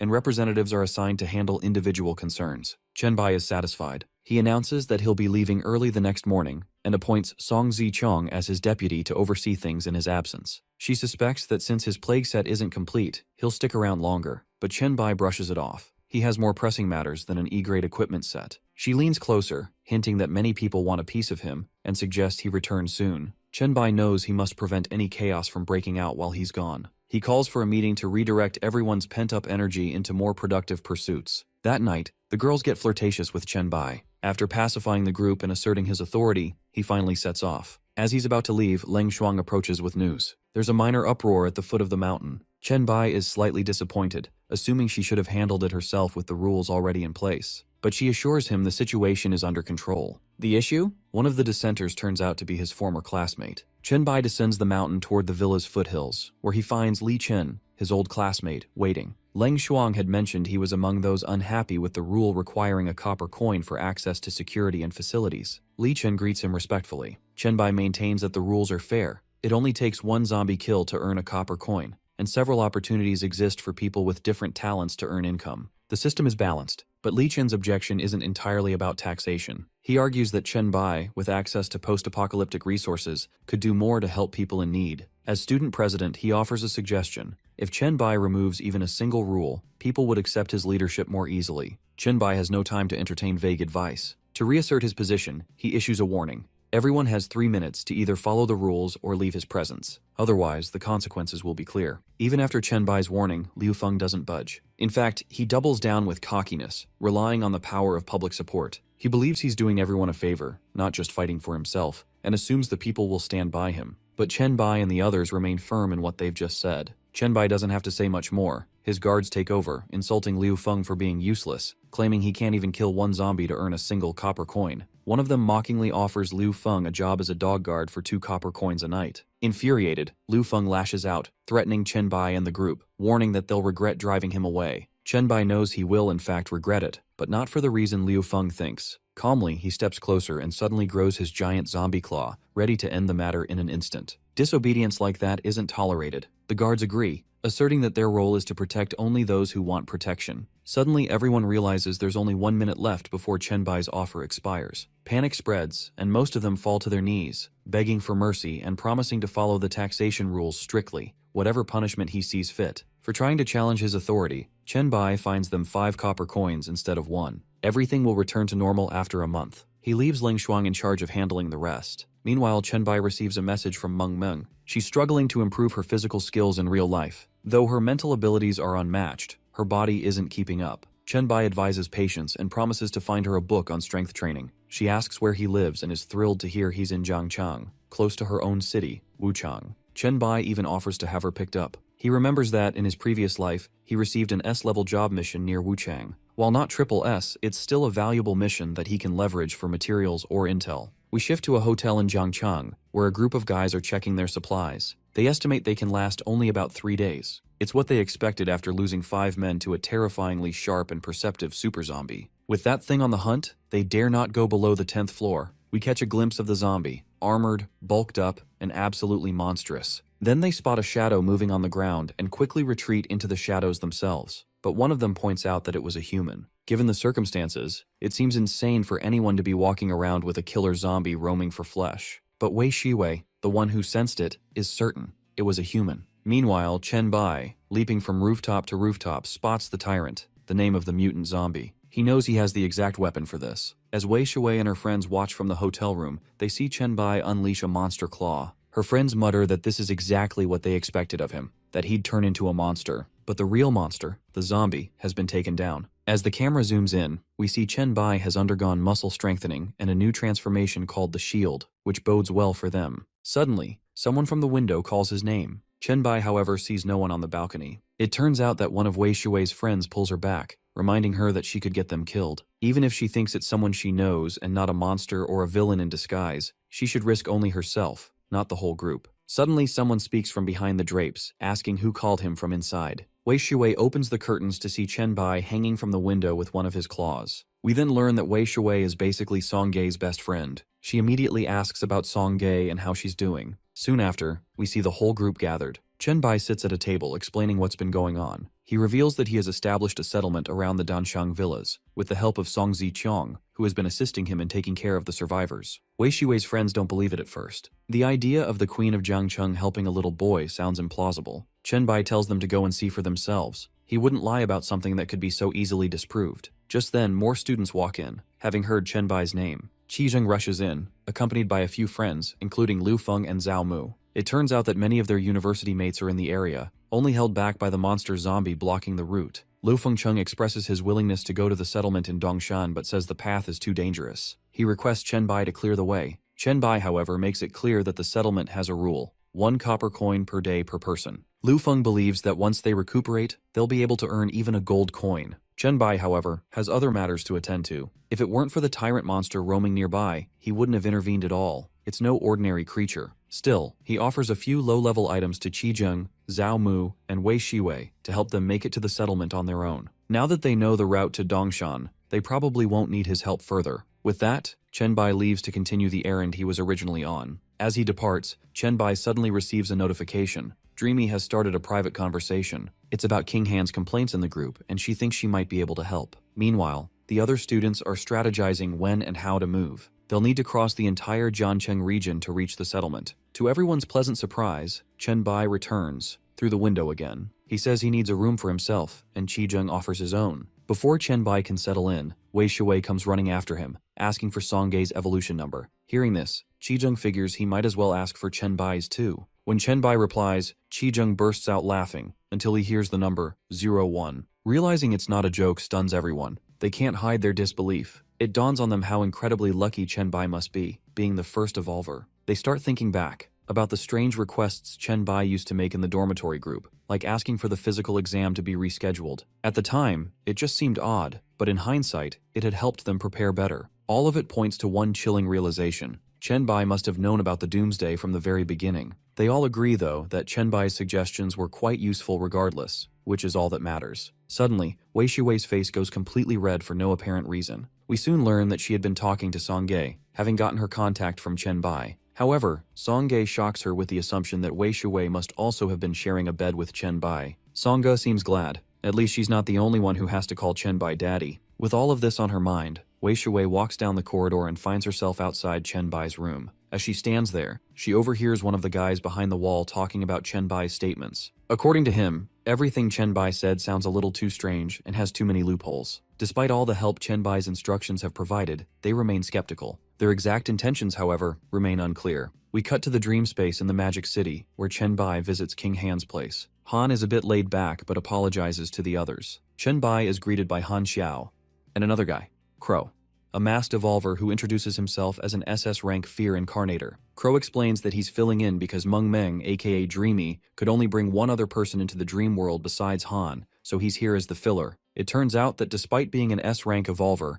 Han Xiao is the weakest among them due to his limited mind control abilities. Chen Bai doesn't cling to the negatives. Instead, he notes that Han is actually lucky that Dreamy has mastered dreamwalking to such an extent. Just 2 days ago, she couldn't bring anyone to any space other than her own, but now she can use her dream totem to gather people in her house. It's a brand new upgrade to the skill. Not wanting to waste time, Chen Bai skips the pleasantries and asks why Han was complaining so much in the group chat. It turns out Han has received an exclusive mission very relevant only to him. Among his father's belongings, he had found a mental record from Red Star Mental Hospital that had mentioned an aunt Han had never heard of, along with a reference to a hereditary mental illness. The mission board had asked him about the disease's symptoms, why the aunt was never mentioned, and whether his mental talent might be genetically linked. It hinted that the answers still lie in the Red Star Mental Hospital. Before long, the group is standing outside the Red Star Mental Hospital, now turned into a dungeon of its own. Han says he can't handle a nightmare-level mission meant for S to 12 levelers alone. Ever since his first time in the universe, he's felt as though someone has been watching him, someone who wants to take everything of value from him. Hearing this, Chen Bai takes charge and initiates the dungeon. As they enter, they realize the initial monsters are a bit small, not much of a threat. Still, Chen Bai warns them to stay alert. The first creature that comes at them is a deranged nurse with a syringe, twisted far beyond crazy. Crow wants to test her himself and uses his fear-inducing ability. If the group thought the nurse was scary, Crow proves she wasn't nearly scary enough. He frightens even the monster, causing it to explode instantly. Chen Bai considers Crow's move quite villainous. The monster drops a sonic waveform skill. Chen Bai points out that either Han or Meng Meng would be more suited to using it. Han isn't interested. He's focused on his main objective. So Meng Meng picks up the sonic skill. Chen Bai immediately tells her to use it. Whatever consequences it brings, it will do one job perfectly: lure out all the monsters at once, so they won't have to hunt them down one by one. On Chen Bai's command, Meng Meng unleashes the sonic blast. We soon see our heroes facing what seems like 4 versus an infinite number, with Meng Meng being very new to combat. She is utterly nervous seeing all of this, if not outright scared. However, the group leader, Chen Bai, consoles her by telling her not to worry at all and asking her to put all her trust in him. Meanwhile, in his head, Chen Bai is actually enjoying this. He now has the chance to flex his muscles and try out his newly upgraded skills. The others are fully ready to fight. Here, we see Han's skill in action, with multiple knives floating around him, pointed toward the enemies, while Crow expands his shadow of darkness to strangle and intimidate his opponents. Meng Meng, who had no idea how she would do in a combat environment, now has a rocket launcher on her shoulder and feels really good about it. However, the numbers are large, and even though Meng Meng can create anything in her dreams, it's uncertain if that will be enough. Crow openly wonders why Chen Bai hasn't had his part of the fun, as we see him standing there, his claws still opened, waiting for the right time. Soon, we hear his train of thought. He's considering powering up one of his skills to reach its limit. He knows the skill takes a long time to fully activate and that he can't really unlock its potential mid-fight. Suddenly, however, he receives a full charge Earth Spikes notification. In a matter of seconds, something terrifying emerges. He wipes out every monster in his sight with just a single signal of hundreds of Earth Spikes. Suddenly, Han notices that 2 enemies are still alive and coming for Chen Bai from behind. Han wants to take them down, but it turns out Chen Bai had left them on purpose. 2 crazy nurses we soon see restrained. Chen Bai's black light swallowing ability allows him to see partial memories of his victims. It's a traumatic journey. In this crazy nurse's memory, the number 16 keeps coming up. Other times, the nurses are shown being sacrificed or used in summoning demons, something that instantly clicks a memory with Chen Bai. He had heard of demon summoning dungeon from one of the hospitals in his previous life. At the time, his level had exceeded the dungeons, so he didn't pay it much attention. But now he's face to face with it. The memories of the crazy nurse are tragic and deeply disturbing. Our heroes soon scout all the floors of the building, assuming they've lured in all the monsters. But something doesn't make sense. The dungeon boss still hasn't shown up. Crow even speculates that maybe the dungeon monster is just too afraid. Hearing this, a voice from the shadows calls Crow too arrogant. The heroes go on guard. Someone steps forward, introducing themselves as the director of the Red Star Mental Hospital, but it doesn't look anything like a human. It's a demon wearing eyeglasses. It introduces itself as the Messenger of Solomon, the 16th of the 72 Pillars, the servant of the god of demons, and the Insomniac.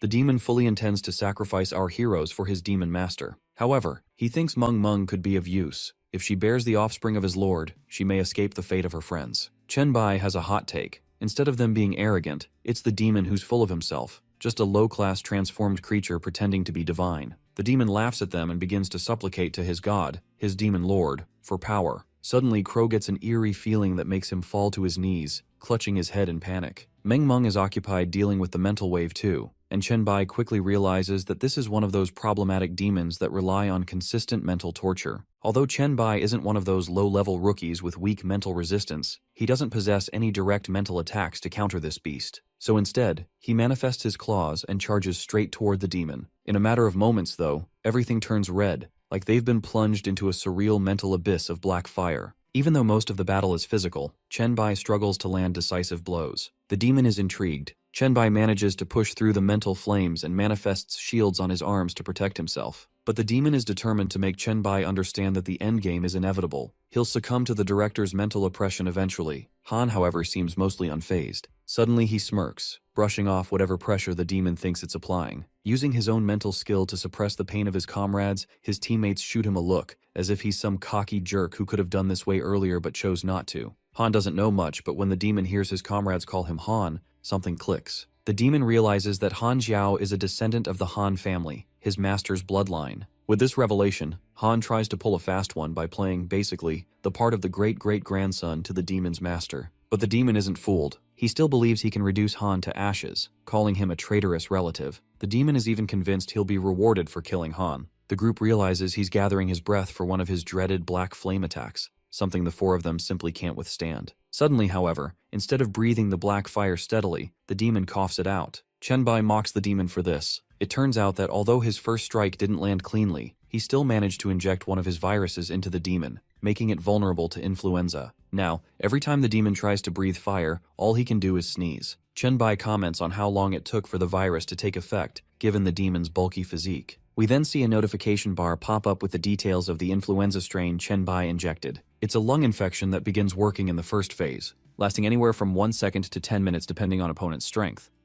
This phase gradually weakens attributes, causing issues like inaccuracy, reduced speed, and random failures. Once the enemy's physique drops below half, phase 2 kicks in. 5 to 10 diseases are triggered randomly, and focus plummets. Concentration failure can go as high as 90%. Chen Bai doesn't even have to attack this time. The momentary collapse during the demon's sneezing fit is already visible. Suddenly, the third phase kicks in. Breathing is now compromised. The demon can only think about becoming a higher being, but in his current state, where he can't even breathe, that ambition becomes laughably out of reach. Without further ado, the boss, introduced as Zhao Changlin, is defeated. Chen Bai has taken a level 12er down a dungeon boss and receives 30,000 experience points based on the battle. Chen Bai turns back to his comrades, only to find them hiding, blocking their faces to avoid catching the virus. But the virus only spreads when Chen Bai specifically targets someone. The team quickly realizes that Chen Bai's skills are simply unmatched. Chen Bai casually mentions that some demons don't need to breathe, so they can stop flattering him now. Although he's already received the notification for dungeon clearance, and even a prompt to upload the strategy video, Han doesn't seem to have gotten the notification for his mission's completion.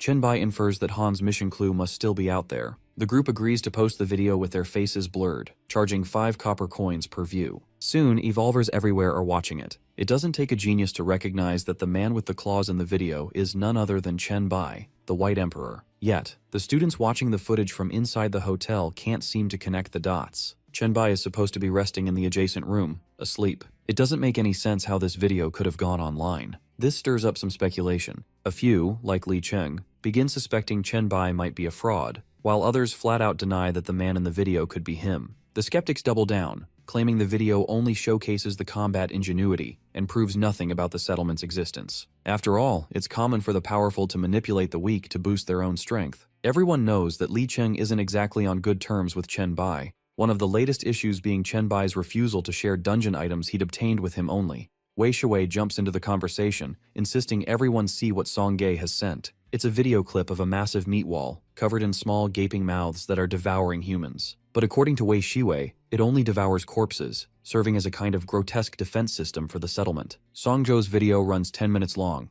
an upload that must have cost her quite a bit, just to prove the settlement is real. She lays out the ground rules the students might encounter from the mountain's base up, stating that anyone can enter the foot of the mountain with just a single copper coin. She then introduces various areas, including the mountainside, where many of her relatives reside. These zones are also under the works to be integrated with leisure facilities. She tells Wei Shui that she might be allowed near the villas, one of the most secure and lavish sections, since she's already met Chen Bai. Sangha jokes that although Chen Bai hasn't made a move on her yet, he surely will once he's free. She doesn't hold back from labeling Chen Bai a womanizer, confidently predicting that he'd welcome Wei Shui into his villa harem without hesitation. Despite the casual banter, Song Ge just wants to see Wei Shui, her best friend, especially since she's planning to enter the dungeons to strengthen herself. Song Ge knows that satisfying someone like Chen Bai isn't going to be easy alone, or at her current level. Watching the video unfold, Wei Shui instantly regrets sharing it with the others before giving it a watch herself. One of the boys, noticing Wei Shui's discomfort, suddenly confesses his feelings. He warns her that Chen Bai isn't someone she should get involved with, but he's been rejected so many times that his words carry no weight,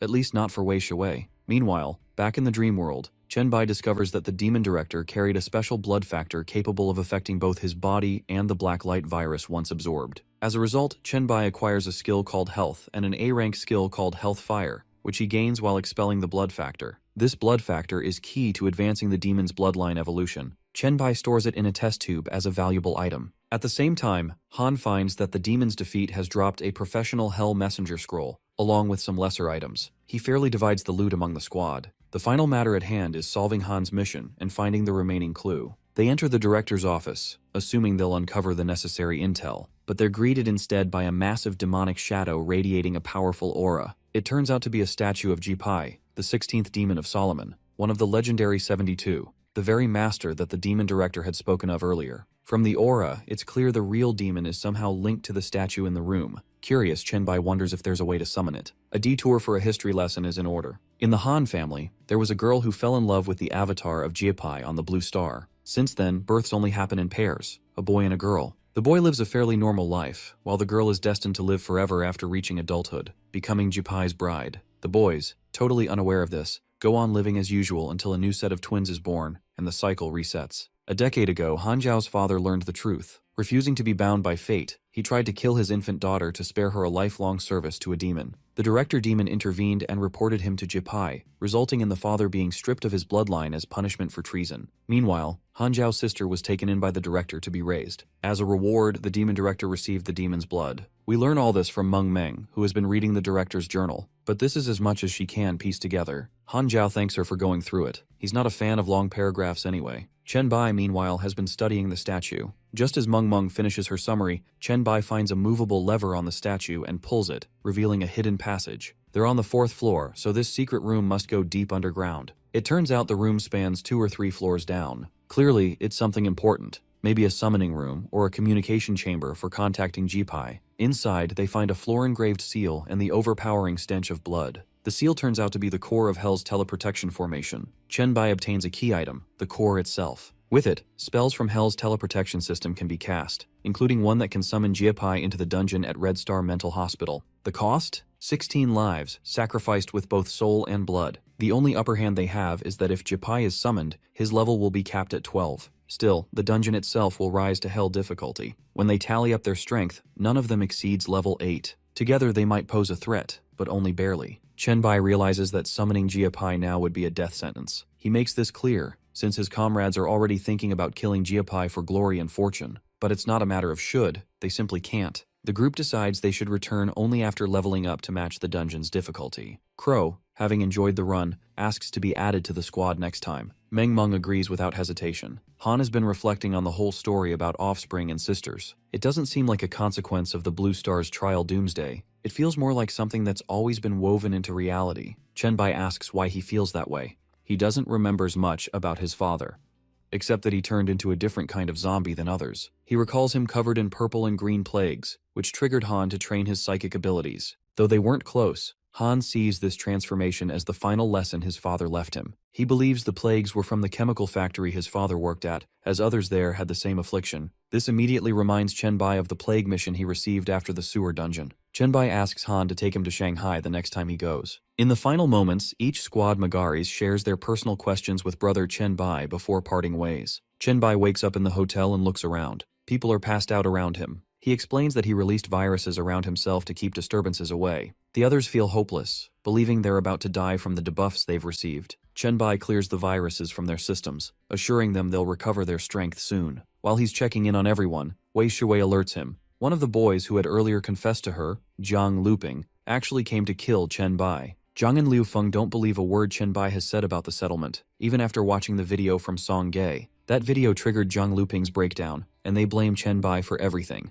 Jiang Luping, it turns out, has a history of abusing girls and holds grudges against anyone Wei Shui interacts with. Songzhou's support may have protected Wei Shui from a different kind of encounter with him. The boy has been trapped inside for a while now. As for why he's still alive, Chenbai explains that the virus he used only weakened him. It wasn't lethal. Seeing the situation, Wei Shui comes up with an idea. Given how much of a creep the guy has been, it would be fitting if someone like Chenbai could help her return the favor. They share a kiss, while the weakened boy watches, an expression bitterly shouting out that Wei Shui was never his to claim. Chenbai is on his way somewhere when he suddenly receives a chat call from Song Zichong, who starts talking about an expert group that appears to be under his leadership, a pioneer group formed before the doomsday. Chenbai confirms the news, and Song Zichong sees potential in future endeavors. He reminds her about a post he had asked her to monitor, one concerning this very group. However, he tells her not to think in terms of utility for now. Instead, he wants her to send him the details of the most discussed post about Group 001. He learns that the viral post suggests Chat Group 001 was created even before the apocalypse of the Blue Star. There's speculation that the Mangas must have been evolvers even well before Doomsday.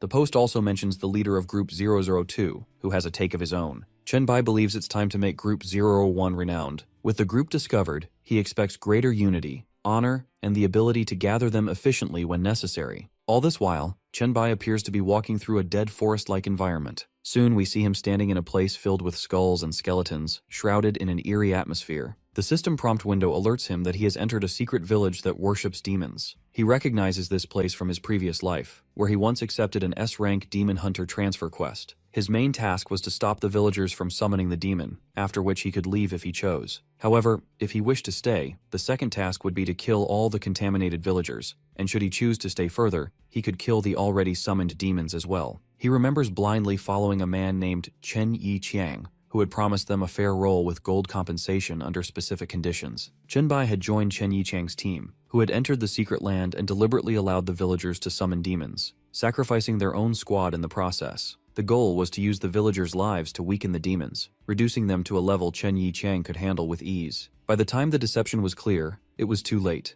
Chen Yiqiang had arranged for the evolvers who tried to flee to be hunted down. It turned into a brutal survival game, with betrayal and double-crossing leading to multiple pointless deaths. Only when the last person fell did Chen Yiqiang step in to battle the worn-out demon. Chenbai was the secret sole survivor and knew he couldn't reveal this truth to Chen Yiqiang's team. Doing so would have meant his own death. With extreme caution, he reached the edge of the hidden land, completing tasks 1 and 2, which allowed him the freedom to leave. Just as he was about to escape, the demon was defeated, and some of the reward points were surprisingly counted in his part. The ironic thing was that he even earned the central piece to the elaborate S-level rank scroll. Their deception had cost them the best of the loot. Naturally, this led Chen Yiqiang to hunt for the sneaky guy who had escaped with the scroll. But by then, Chen Bai had already slipped away from the Wuchang area. In the present, the thought brings a smile to Chen Bai's face. He would have loved to see the look on Chen Yiqiang's face. His expression soon changes when he spots the corpse of a contaminated villager. This means someone has already entered the realm before him. In his previous life, Chen Yiqiang had only attempted to clear this land 2 months from the present time, which makes Chen Bai question who could have discovered the secret realm so early. It soon becomes clear that some of brother Chen Yiqiang's followers are already here, having cleared up to task 2 with plans to return later to kill the boss. Suddenly Chen Bai walks in on them, and Chen Yiqiang's men inform him about an outsider. They want nothing to do with him at this point. They warn Chen Bai that a level 11 beast is present, and soon, Chen Bai comes face to face with the demon.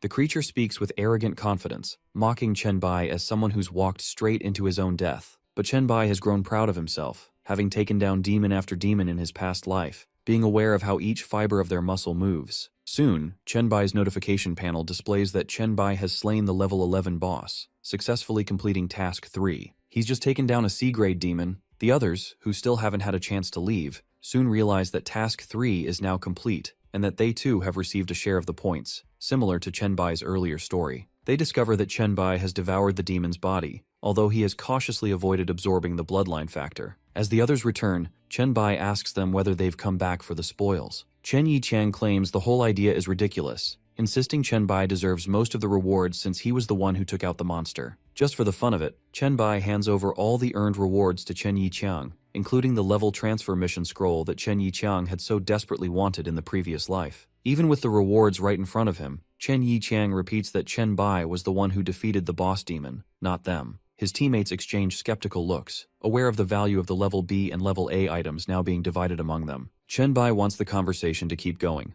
thinking back to Chen Yiqiang's deceitful nature in their past life. Chen Yiqiang, on the other hand, seems interested in befriending Chen Bai, impressed by his ability to take down the boss beast single-handedly. He's been clearing the western outskirts of Wuchang and wants to avoid any overlap with Chen Bai's territory. Chen Bai tells him his region is Jiangchang, while Chen Yiqiang confirms he's working through the western outskirts, including a gym they took over a few days ago. Chen Yiqiang's goal is to clean up the perimeter soon, which, based on Chen Bai's past experience, translates to devouring and killing. Just then, Dreamy, also known as Meng Meng, messages Chen Bai, letting him know that evolvers have been going door to door searching for something and are about to reach her place. Chen Bai tells her not to let them in, suspecting they're clearing out both zombies and evolvers. The way Chen Bai talks to Chen Yiqiang after that makes it clear he's furious and done playing nice. His virus tentacles wrap around Chen Yiqiang, who screams in agony as he's devoured by Chen Bai. Also, Chen Bai can access his memories. But even with Chen Yiqiang's memory fragments, Chen Bai can't find a path to Dreamy, so he decides to keep one of Chen Yiqiang's teammates alive to act as a guide. Meanwhile, Meng Meng clutches a club bat, bracing herself against the fear of someone knocking at her door. The people outside threaten to break in if she doesn't open up by the count of 3. Meng Meng warns them that they're not welcome and that there will be consequences if they try to force their way in. Realizing she won't cave, the goons decide to act out. Meng Meng unleashes her destructive sonic wave form skill, but it comes at a steep cost, leaving her on her knees, nearly drained of energy and her voice.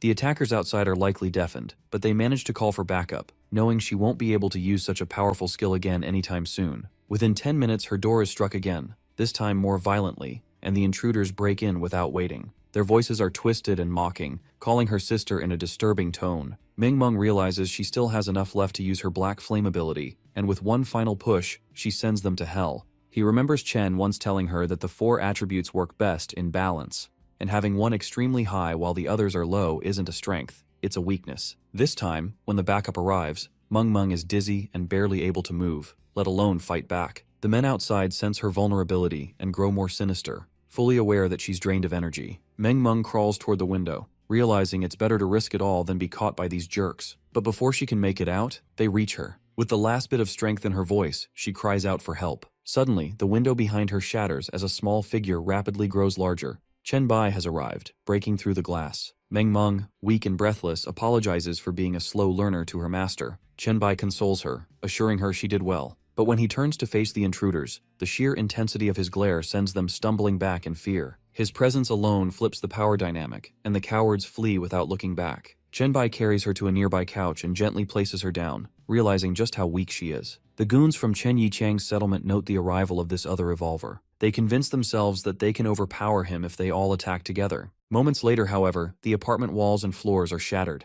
evidence of the brutal beatdown Chen Bai has delivered. Meng Meng's condition is more urgent. She's barely conscious, likely hallucinating from exhaustion, migraines pulsing through her head. Chen Bai takes her hand to comfort her, only to be interrupted by one of the goons charging in with an axe. He sends the attacker flying into the wall with a crushing kick. An hour later, Meng Meng's condition seems to have improved. Meanwhile, the pile of bodies hasn't grown for a while, as no new attackers have entered for a while. Suddenly, Chen Bai hears footsteps from the corridor. He prepares to strike, only to recognize the man approaching. It's the same guide, Zhang Long, who had helped him navigate from the demon wasteland to Meng Meng's apartment. The man confirms the situation. Most of Chen Yichang's backup and accomplices have already been dealt with by Chen Bai. He had deliberately directed them to the apartment so Chen Bai could take them out. Chen Bai implies that means all of Chen Yichang's loyal subordinates have been taken out, leaving only those aligned with Zhang Long. Zhang Long, understanding what Chen Bai is arriving at, quickly clarifies that he's not aligned with anyone. He's a family man, scared for his life. The only reason he joined Chen Yichang was because he was being blackmailed. If he hadn't complied, his wife would have been raped, and his child would have been killed. Chen remembers Long was the only man who had warned him about the Demon 10. Paired with the man's raw talent, Chen Bai sees clear value in keeping him alive. He offers him asylum back in the Jiangsheng region. There's a look of disbelief and hesitation on Zhang Long's face, one that Chen Bai recognizes all too well. He doesn't want to act like a tyrant forcing Zhang Long into his service. Instead, he simply wants to extend his protection to Zhang Long and his family. More importantly, he wants to respect Zhang Long's freedom to choose. Turns out that Zhang Long's reluctance is actually coming from the enslaved families at Chen Yichang's settlement, who remind him of his own loved ones. Chen Bai understands his concern. He would have gladly taken those families in himself, if moving the entire settlement to Jiangcheng wasn't such a logistical nightmare. So he offers an alternative. He asks Zhang Long to take over and manage the settlement on his own terms. With that, Chen Bai tosses him a sealed test tube containing a substance that can significantly boost his strength. He also sends him a friend request, asking to be updated once the situation stabilizes. It'll soon become clear whether Zhang Long can maintain things in the Wucheng area,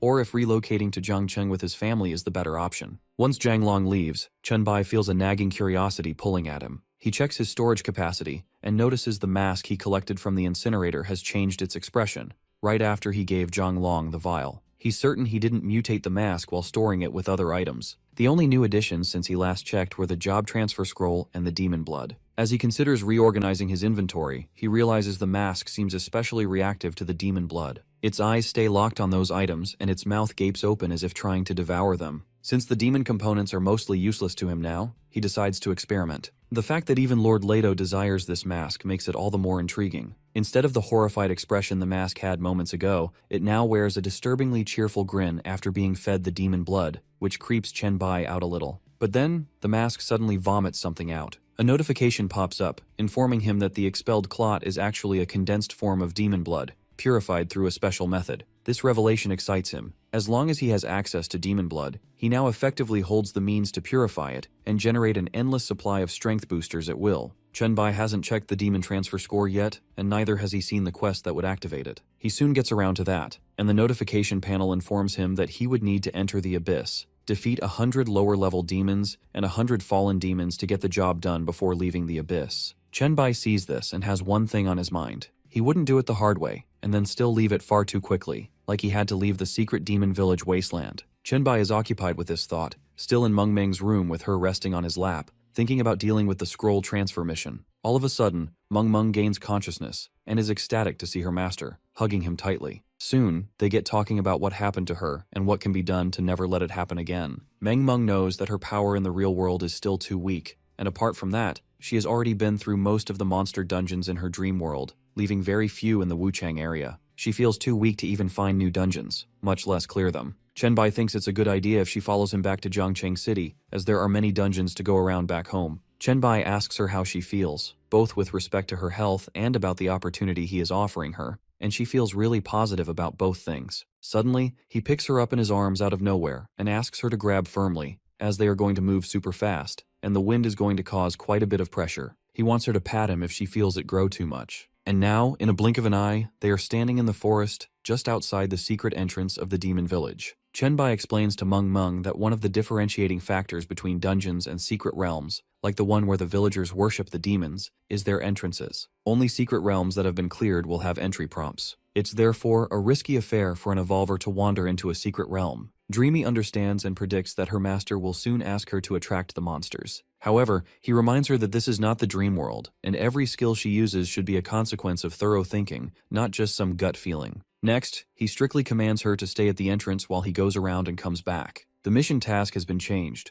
Chenbai no longer just has to kill demons, but also has to kill all the demons' followers, and the dark priests as well. This is a handful because he is not getting any demon potions, something he recently learned how to utilize. Thus, he chooses to kill the boss first. Soon, one of the dark priests notes an intruder's entry. The dark priest threatens Chenbai to beware of trespassing. However, moments later, Chenbai is shown to absorb that same dark priest, meanwhile taking care of the rest of them as well. Now that he has his way to absorb the demon bloodline, Chenbai has all the more motive to go through with the task. As he moves into the stages, he realizes that the mini-bosses can also separate the bloodline potion, something that the normal monsters cannot. Dreamy is admiring her master, hoping that he didn't forget that he left her here. Suddenly, Chenbai calls for her to activate her most adept skill that she can think of, ensuring her that it won't do any damage to her. Dreamy lets her sonic deadly wave form out, killing contaminated villagers left and right, all ranging between level 10 and level 14, getting herself 2 attribute points. And just like that, she has reached a level of 6.5. Meanwhile, her master, Chenbai, has also reached level 9. Dreamy wants to celebrate, hugging her master, when suddenly they get a video call from Song Zichong.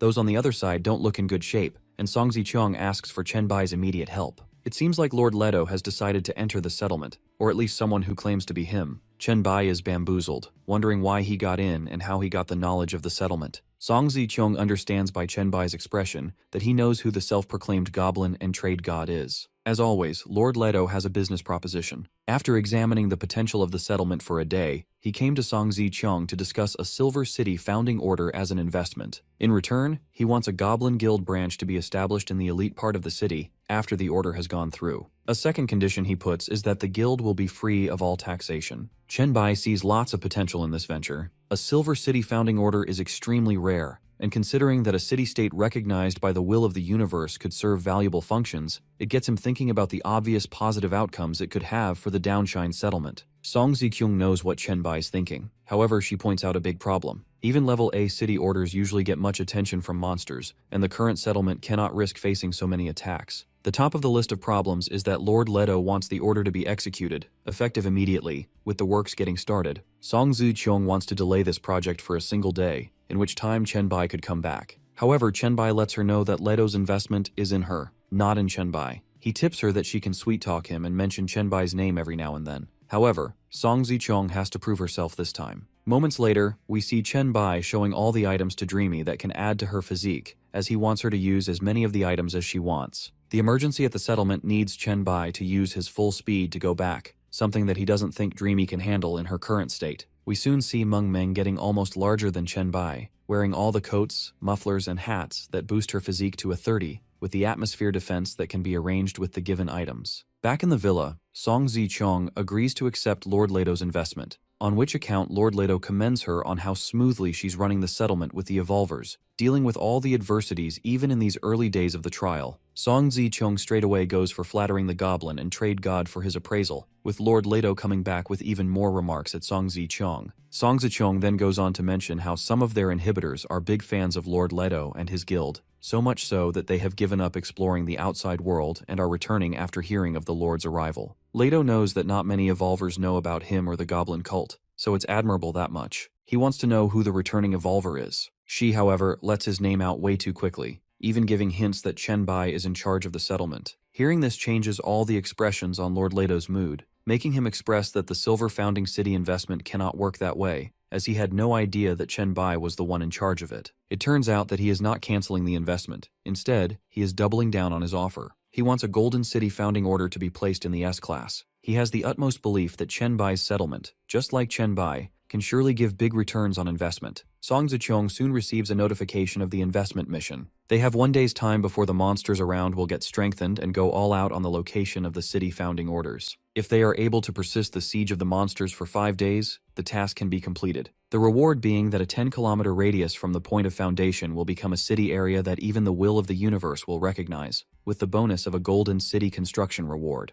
Even though this range is much larger than the area compared to an A-grade order, the danger too is just as much. Leto wants to know if Song Zicheng agrees, and with the news of Chen Bai's upcoming arrival, she sees it fitting to accept the Goblin God's request. We fast forward to when Chen Bai has returned, and learn that the monsters have already started accumulating around the region. The first news that Chen Bai gets is that they have only 20 minutes to the siege, with the triple defense being the best she can do in such a short time, including the one facing being the top of the line. Song Zicheng also lets Chen Bai know that they have scouted and cleared most of the area, completing the plague suit, which is almost ready. We see Meng being placed in one of the resting quarters as the two continue talking. Chen Bai thanks Song Zicheng for handling stuff, while Song Zicheng, in all her playful mood, mentions how even in a situation like that, Chen Bai did not forget to bring a hot girl from Wuchang, teasing his perverted side. However, Chen Bai is very stringent about his apprentice Meng, letting Song Zicheng know that her abilities aren't inferior to his, as both of them are triple S evolvers. Chen Bai wants Song Zicheng to relay the information to Song Ge that Song Ge is to take care of Meng, as she is going to play a very key role in the defense of their settlement. It's time to face the monsters. Seeing the variety and the class of the zombies intrigues Chen Bai. In his previous life, his White Emperor City was only a B-class foundation, and the monster siege was nothing compared to what they are facing now. Standing on the wall and looking out onto the foot of the mountain,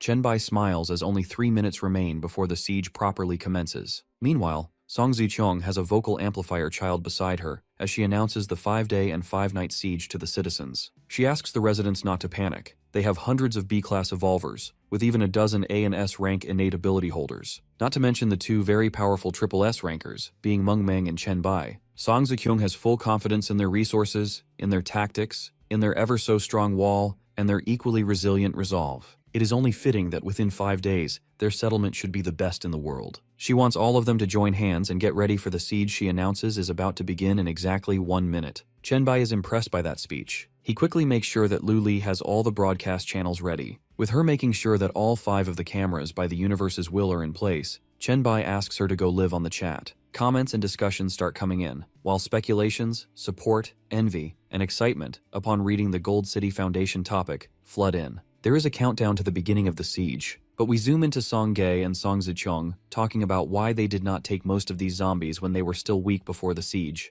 The credit goes to Chen Bai, who thinks that strengthened monsters after the siege will give them more experience points and gold, as only their abilities aren't boosted by a factor of 3, but so are the rewards. As the siege begins, the monsters become stronger, and Chen Bai goes directly for the plague attacks so that infections can be spread. Although the rewards and spreading are on the weaker side, he still believes in the effectiveness of the move. But he suddenly notices something. Those zombies who are infected are separating themselves from the rest. While the others are also aware of which zombies are which, this can only mean one thing. There is a lord among the mass of monsters, which is why most of the zombie lumberjacks are generally in order, not trampling each other. If Chen Bai goes to find out the zombie lord, he would risk casualties as the frontliners will start to take down the evolvers. The one point that Chen Bai still has in his mind is that for the time being, the numbers are still limited, and once all directions are occupied by incoming zombies, he wouldn't be able to make sure that there are no casualties anyway. He understands that taking out the boss is as important as currently minimizing the casualties. It's about time they invoke Meng, also known as Dreamy. Dreamy is woken up by Song Ge, who explains the entire matter to her. The subsequent chat between Chen Bai and Dreamy is very clear. She has to find the Lord in her dream world. He gives a full description of what the zombie Lord would look like.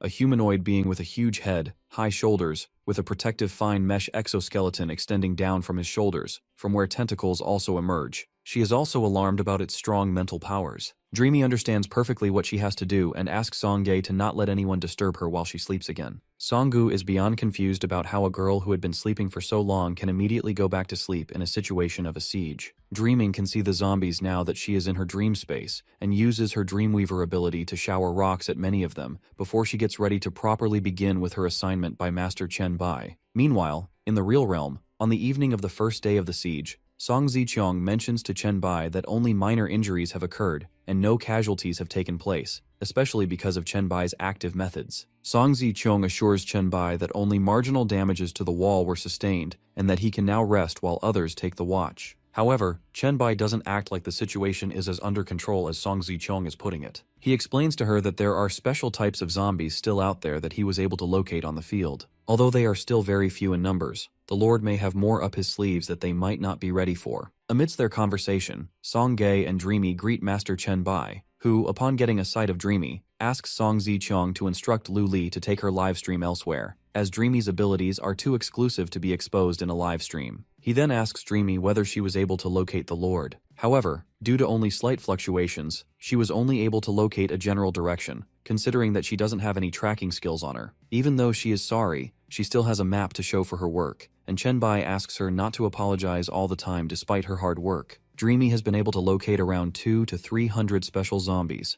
2-meter tall, red-eyed, fat ones near the farmer's market. Dongshang Square was also surrounded by armless and jawless zombies. There are Whistler zombie reinforcements on the riverside of the TV tower. The streets of the shopping area of Ronghua are end-to-end filled with zombies with long arms. Chen Bai is able to assess some of them to be Stage 2 zombies, and Song Zichong wants to know what is so special about Stage 2 zombies. Zombies in their second stage are at least a level 10 hazard. Individually, or even in their disoriented total, they're no match for Chen Bai. However, the problem is that there is a herd of thousands of them on a mission under a lord's command, with their unanimous goal being to massacre this settlement. The entire game is going to be about who can kill faster. Chen Bai even speculates that with single-mindedness, there is a high chance that only 10%, or a few percent higher than that, would survive in the settlement. Song Zichong takes this seriously and wants to scout for people who can locate monsters and understand fluctuations. However, Chen Bai has a better idea, and we see him contact Han. We know Han Xiao only has a mental control ability, but Chen Bai has some sort of role for him too.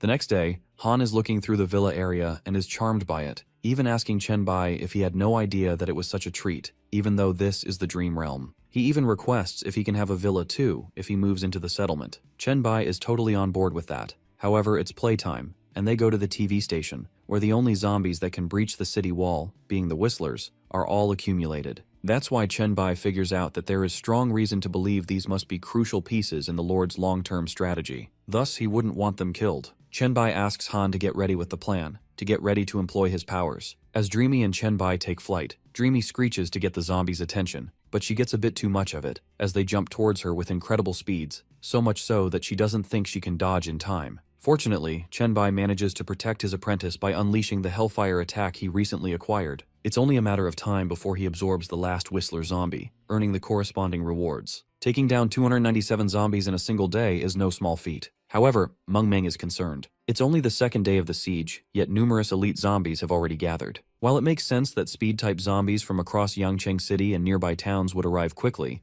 the real concern is that they're all operating under the Lord's leadership. This means every assault on the wall will be highly coordinated and dangerous. Before that happens, the Lord must be taken out. Scattered waves of reckless zombies might do minimal damage, but organized strikes are an entirely different threat. Just as they consider clearing out another zone, a dagger nearly strikes Chen Bai. It turns out to be one of Han's, carrying a message. The Lord's position, his coordinates, has been located. The team regroups at their rendezvous point, and Han is visibly thrilled. Chen Bai is equally excited to have finally pinpointed the elusive, sinewy figure that emits psychic fluctuations across the region. But before Han can express just how eager he is to face the Lord, Chen Bai insists that the confrontation happen in the real world, so he can broadcast it. Apparently, Chen Bai isn't one to shy away from attention. Still, he doesn't stop Han from pushing forward. He gives him the green light to head to a second zone and clear out some Stage 2 elite zombies. These are spiritually evolved types, and while dangerous, their main threat lies in their piercing screams, something the two of them are willing to endure. Next, we enter the hazy northern region, a mountainous terrain where our hero has just arrived. Even without using his sensory skills, Chen Bai can feel the presence of the villainous lord. The evolved virus carries a stench he can detect instinctively. His suspicions are confirmed when hunters of elite speed type ambush him. Chen Bai is forced to act weak, intentionally slowing the battle. He pretends to be overpowered, allowing the bodyguards to dominate, until he slips into the background and counterattacks. He makes it seem like he landed a lucky back kick, an instinctive move that turns the tide. In the end, he defeats and absorbs both bodyguards. Later, his hand claws evolve into a new form, sharp and sleek like a praying mantis, with knife-like blades jutting out, thirsting for a kill. This new transformation is called the blade form. A sudden sharp sensation from behind pulls Chen Bai's focus. The Lord doesn't hesitate to face the one who murdered his pride. The boy, bold and cocky, lands the first strike. Chen Bai at first thinks the boss is weaker than expected. Then, out of nowhere, he's caught in an intense hug from Song Zichong. Chen Bai is momentarily stunned. Following Song Zichong are all his hot friends with benefits from the villa, arriving to congratulate him on defeating the Lord. From Chen Bai's expression, it's clear he feels overwhelmed, maybe even elated. But within moments, his inner monologue pierces through the illusion. He realizes this is no victory parade. The Lord has carefully exploited his emotional weaknesses. With focused effort, Chen Bai breaks the hallucination and clears his mind. Despite casting a formidable illusion of his own, the Lord fails to overcome Chen Bai's innate sense of judgment. A strange mix of confusion and disbelief appears on the zombie Lord's face, as Chen Bai silently credits him with possessing only a strong mental ability, one that now seems diminished when confronted by his own, sharper intellect. The live broadcast of the fight issues between the monster zombie and our boy, with comments forming in real time. Some even call it a scam, others speculate about what the illusion was, while some of them commend the battle focus of Chen Bai, somewhat believing that this Lord Zombie is most likely a joke. Soon, the battle broadcast camera changes from the fight between Chen Bai and the Lord to the battlefield on the other side of the wall. On the change of the active stream camera, we see large zombies surrounded by smaller ones, with the giant ones using some of the smaller zombies as an alternative to the spike clubs that trolls use. The zombies try to launch themselves over the wall. However, Song Zichong asks her men to stay firm and use and counter it. Many B-level and C-level evolvers that can manifest the form of weaponry, defense, and long-range combat shove their abilities head-on into the zombies' vile throats. However, one of those screaming-type monsters restrains these warriors for a moment. Bad news that the 4th sector wall has been breached is also rumored, with the raw mass of the zombies being thrown at it. Song Zichong is showing why she was a decisive leader in Chen Bai's previous life, as she asks them all to keep calm when she manifests one of the giant ninja blades to take on a large number of zombies all at once. Those watching admire her, with perverts crushing on her as well. On the other stream, criticism starts surrounding Chen Bai's methods, as he has been seen fighting a large henchman of the Lord, which sort of indicates that he waited for the Lord to summon his subordinates. This huge zombie, namely Chaser, is equivalent to the Lord Zombie's attributes. One of the commenters explains how Chen Bai is first going to take down the Lord because his psychic attacks might turn out to be detrimental. The highlights before Chen Bai pulls off anything special are that the monster the Lord tries to devour him using his psychic attacks, and Chen Bai uses his apostate flames, and then the blades, to take out the Lord. Once he slices the Lord through its defenses, he can face the Chaser without ignoring it.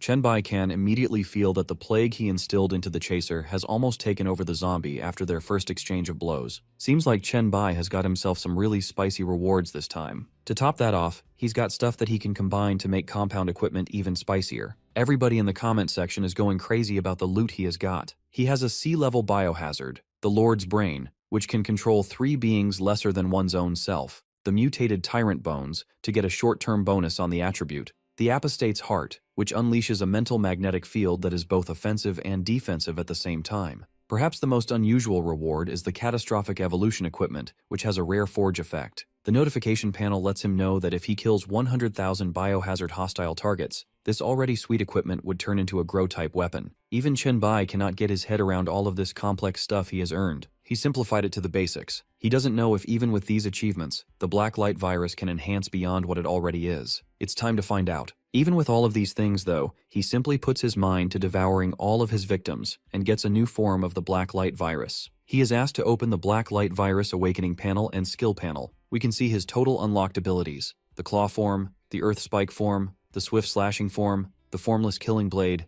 the heavy hammer form, a beginner earthquake strike, skull crushing strike, whip form, and shield mode. Meanwhile, his arm shield and muscle strengthening, along with some unknown skills, are left to be unlocked. In a different category of moves, we see his trees of skills. He has flying over walls and surf speed, converging to an air dash, thermal tracking and his virus tracking, converging to something unknown, and his earth spike, converging to his advanced energy spike, which further emerges into the Taijan spike. Chen Bai simply wants to invest all of his exclusive evolution points in the black light virus. No complications. He then wears the gloves that can evolve into the growth-type weapon he was notified of anytime soon. With all the devouring and skill upgrades taken care of, he uses his air dash, which consumes physical strength to sprint or change direction in the air. The physical strength consumption goes up with the number of consecutive uses. Thus, we get a thorough update of what Chen Bai is capable of. Elsewhere, in a surveillance room, Lu Li has taken note of the fact that Chen Bai has taken care of the Lord and relays the information to good old Song Zichong.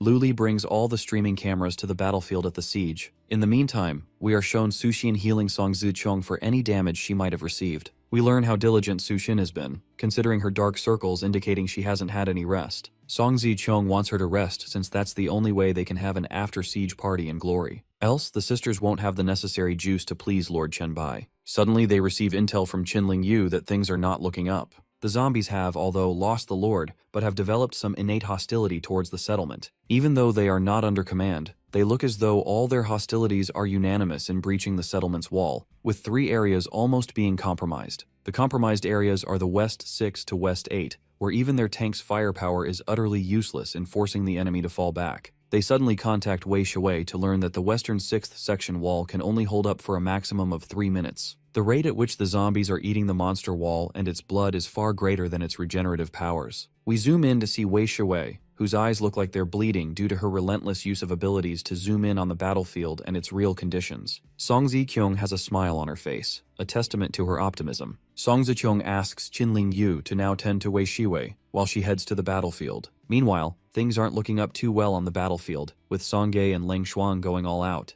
Even though one of the evolvers has brought more people to help, and they're going par to par with the zombies, the numbers are just too much. All of a sudden, a swift slashing takes out a large number in just one flash. Song Ge is reminded by an all-too-familiar voice that Leng Shuang had asked her to stay back, yet she stubbornly walked onto the battlefield. Song Ge can recognize that playful bullying anywhere. She announces with newfound energy that the Lord is dead and that Chen Bai has arrived. This in turn rejuvenates everyone's lost passion. On Chen Bai's orders, all men and women advance to kill the zombies, to cleanse them for good. We fast forward to 4 days later. Chen Bai is sorrowful about the casualties and the damage the city has endured to protect itself. Song Zi-cheong seconds this as they had overestimated their own resolve and abilities. If it weren't for Meng Meng or Chen Bai, this would have been a lost cause. Just then, they hear a familiar voice asking them to be happy. It's the goblin and trade god Leto. According to Leto's calculations, the death toll is a fraction of what he had imagined. And besides that, they were able to complete the mission as well, making this land the first to establish a city-state since Doomsday. A system-wide notification flashes across everyone's screens. The S-level Gold City Foundation has officially begun. Chen Bai asks Song Zi-kyung to take him to the designated location, set at the base of Dongshan Mountain. A massive orb materializes, drawing the attention of onlookers. Some instantly grasp its purpose, while others are left in confusion. Despite the alert clearly stating that this orb is the heart of the city, and only the evolver Song Zi-cheong has the authority to interact with it, someone still reaches out to touch it,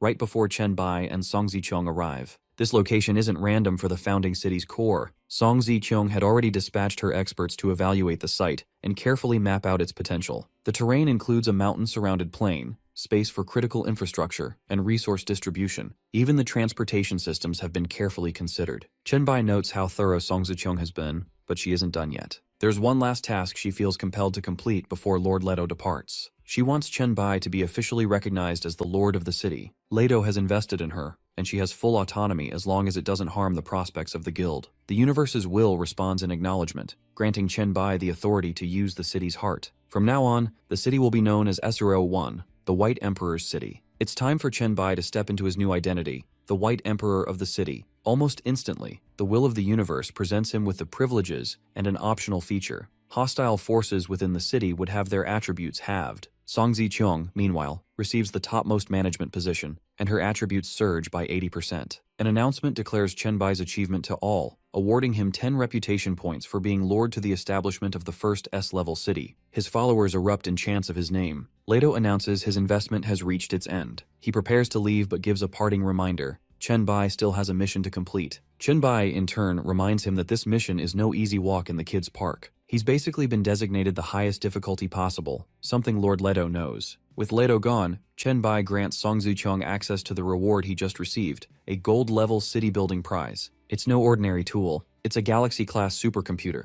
the most advanced in the universe. Something Song Zi-cheong can fully integrate into city planning. From public transportation to exclusive infrastructure, everything from now on will be next level. Still, with the world in such a fragile, almost broken state, no one knows exactly what all this tech will be used for. Chen Bai, however, is confident. He's certain that the weapons and infrastructure they create now won't resemble anything from the pre-apocalyptic or siege era. The design philosophies need to evolve. New instincts must guide their thinking. He's well aware that the current city management systems are flawed. The access to the likes of the S-level blueprint they now have, such as a biological backup center that can clone a person's body and essentially provide a second life, along with a host of other features is resounding for Virus King City, will be the floating city of the future. Soon after, Meng approaches her master. She brings news of 3 new abilities she's acquired from the dream world: Dream Totem Enchantment, white noise that can trigger dreams; Sleepiness, a seemingly vague power but one that can be harnessed for manipulating those dreaming with suggestions; Inception, the 3rd ability enhances her control. She can now freely enter or exit dreams, either returning herself to reality or bringing someone else back. It's almost like teleportation, at least within the dream realm. Her skill set is truly impressive, but in statistics, she still has room to grow. She's aware of this and asks her master for training. They decide to begin training near the mountain. Chenbai tells Meng Meng to feed there while he meets her shortly, and asks Song Zichong to gather individuals across various spiritual power levels so they can help evaluate Meng Meng's new abilities. Song Zichong agrees but doesn't want Chenbai to be out too late. Everyone is preparing to thank him later that night, and she adds that Song Ge has something special planned just for him. It's after siege party time. We see all the girls residing in the villas, except Meng Meng and Ling Shuang, half naked in bed with Chenbai. This time Song Zichong sits next to him. Chenbai wants to know where Dreamy is, and Song Zichong informs him that she's still training herself, probably in the dungeon nearby. Chenbai wants to see her after his harem party comes to an end. After the fun ends, he has some important business to tend to in the dream world. Song Zichong realizes that after the experience from the siege, they should get tips from Chenbai. And all the other girls, namely Wei Shuwei, Qinling Yu, Song Ge, and Su Xin, agree. He thus goes one by one in hopes to analyze their skills and abilities, and follow it up with advice. Perhaps Song Ge is the most eager to take advice, and perhaps the one who is the most bullied by Chenbai. Chenbai talks to her mother, Song Zichong, about her A-ranking skills. Song Zichong thinks that her amethyst weaponry is going to serve her well. Meanwhile, Chenbai thinks that she is a queen, not a warrior. Even her focus on spirit enhancement should be secondary. Her primary focus should be on her amethyst evolution. Her amethyst profound and noble eyes should be able to scan attributes and intentions. She should be well versed when she meets eye to eye with multiple people she is dealing with. She has an unleashed potential to see through attributes and even control minds if she is able to master her talents. If someone tries to make eye contact with her, she has the ability to trap them in a confused state, with them losing their direction. Song Zichong finds this magnificent. Next up, Chenbai goes for Wei Shuwei's A-level skill. She has only 2 skill trees, but that hardly matters. Her threat view is already devastating. If she can unlock the See What I See skill, she can even share her highlighted vision with her mates, something that is a god-level support in the battlefield. Next, he goes on talking about Lu Li and her image skills, something that can help her create miracles. It is very weird that her skill doesn't have any sort of damage detail to it. It's called recognizing the false as true. The strange ability can make the illusion of the enemy a reality. As an example, Chenbai takes a nuclear bomb, for instance. If the enemy starts believing that it's a real bomb, it will blow up to produce real damage. Although this should be an invincible skill according to the others, seeing through imagery is quite easy. It only depends on the wielder's cunningness and ingenuity to actually make it work properly. The half-naked ladies are still stunned at this out-of-the-world ability that their sister possesses. Su Xin's B-level rapid recovery ability, that she can use once stamina, flesh and blood, and spirit are evenly and actively used, is nothing like Chenbai has ever seen. He moves on to Qinling Yu's ability of concentration. Away from her knowledge of law, she can actually take this focus to the battlefield, and if she's totally focused, diligent about beating the enemy, this can be a god-level skill for her. This enchants Qinling Yu enough to get her focused on satisfying her master. However, Chenbai doesn't like the animosity that just took over. He nudges her back to her senses, and reminds her that she has no control over what she wants to focus on, which could prove fatal for her on the face of the battlefield. Finally, it's time for Song Ge. Chenbai first taunts Song Ge a couple of times, and then goes on to point out that her ability of intelligence, even though weak, can help her out if she maxes out the collection of skills. As a result of the resourcefulness, her attributes will grow tenfold, and she already has an advantage of having a 10 times better learning curve than the rest. If she gets onto the job, she can quickly become really powerful. He doesn't leave out the fact that with the given amount of time, enough for her to actually learn the proper postures and positions, she might come close to Chenbai's physical strength, but she might conquer him in other battlefields. Once Chenbai's finished, Song Zichong gives all of them a pep talk and a goal for each of them to improve their skills. Suddenly, Ling Shuang walks in, and she wants tips on key abilities as well. We shift to scenes where Han suddenly wakes up and gets a sight of Master Chenbai,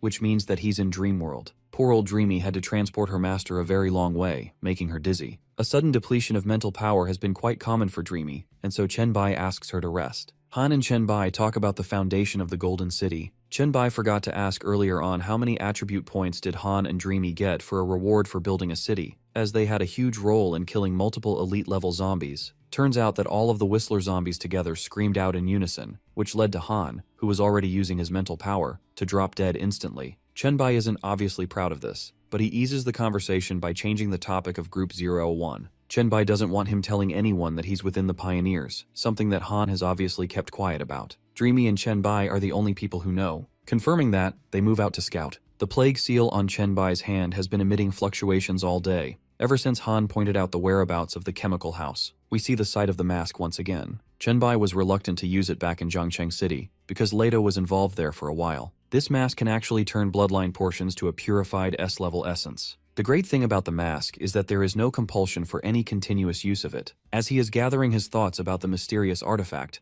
Han points at a green mist erupting from some place at a distance. On a plus side, Han even knows the ins and outs of the chemical factory, and he's been aware of it since before the trials began. It's where his dad used to work. Han has been acting all goofy ever since explaining to Master Chenbai that he fell dead in their last quest. Han gets the creeps from the chemical factory as they get closer. Instead of allowing him closer to himself, Chenbai's advice to Han is to stay at least 10 meters or beyond away from him if he wants to stay safe. Quite the counterintuitive advice. Chenbai motivates him to take him to where his father used to work. We see Han wearing a very creepy infection mask, reluctantly agreeing to Chenbai's commands. It appears that the seal of the plague is glowing and emitting more fluctuations than ever, so much so that the notification panel alerts him of the plague quest. He is notified that this place has been under mutation for a while now. In the instructions of the Plague Factory A-level quest, the objectives are to find the source of the mutation. Among the high rewards is the Bacterial Cultivation A-level skill. Chenbai is ready to go in, even though he's going into the cesspool of viruses. We learn that once Chenbai had gained level 10 attributes, his virus control also grew stronger.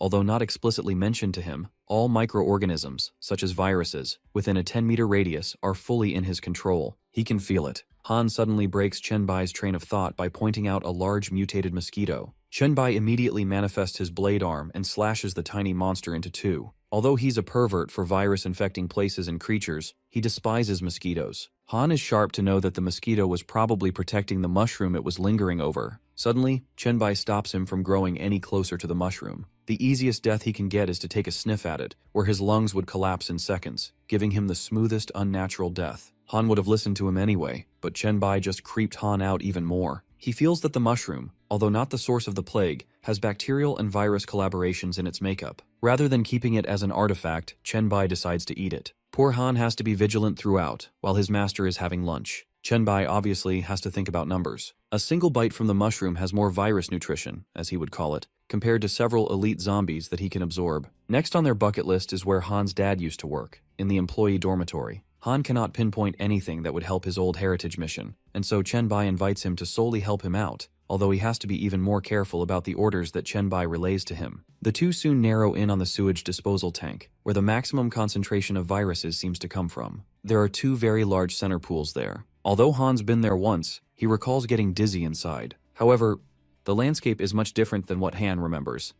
There are these super huge mushrooms with weird mutated bugs around them. Chenbai immediately asks Han to wrap himself inside his psychic energy as a primary mode of defense against the plague. Soon they hear a crazy Saint Sermon-type voice, summoning the children of the cult and the followers of the plague. Chenbai doesn't want to waste a single breath and rushes to stab the saint in his chest. However, even his high-ranking blades cannot lay a scratch on the saint. This is definitely head and shoulders above the defense of an A-rank boss. The saint suddenly starts to praise his god and supplicates to him to extend the effects of the holy plague throughout the world. However, Han can only see him kneeling, seeing the A-level boss and other creatures sort of submitting themselves to good old Master Chenbai. The boss rejoices in devotion, expressing himself, Pukasumi, ready to sacrifice every fiber of his being to serve Chenbai, soul, life, eternal service, and whatnot, explicitly bowing down to him alone. This guy is introduced as the Plague Bishop Pukashumi Yisrael, who is on level 71. The unheard, unseen level 71 dumbfounds our heroes. Chenbai speculates that Puka is probably a third transformation saint.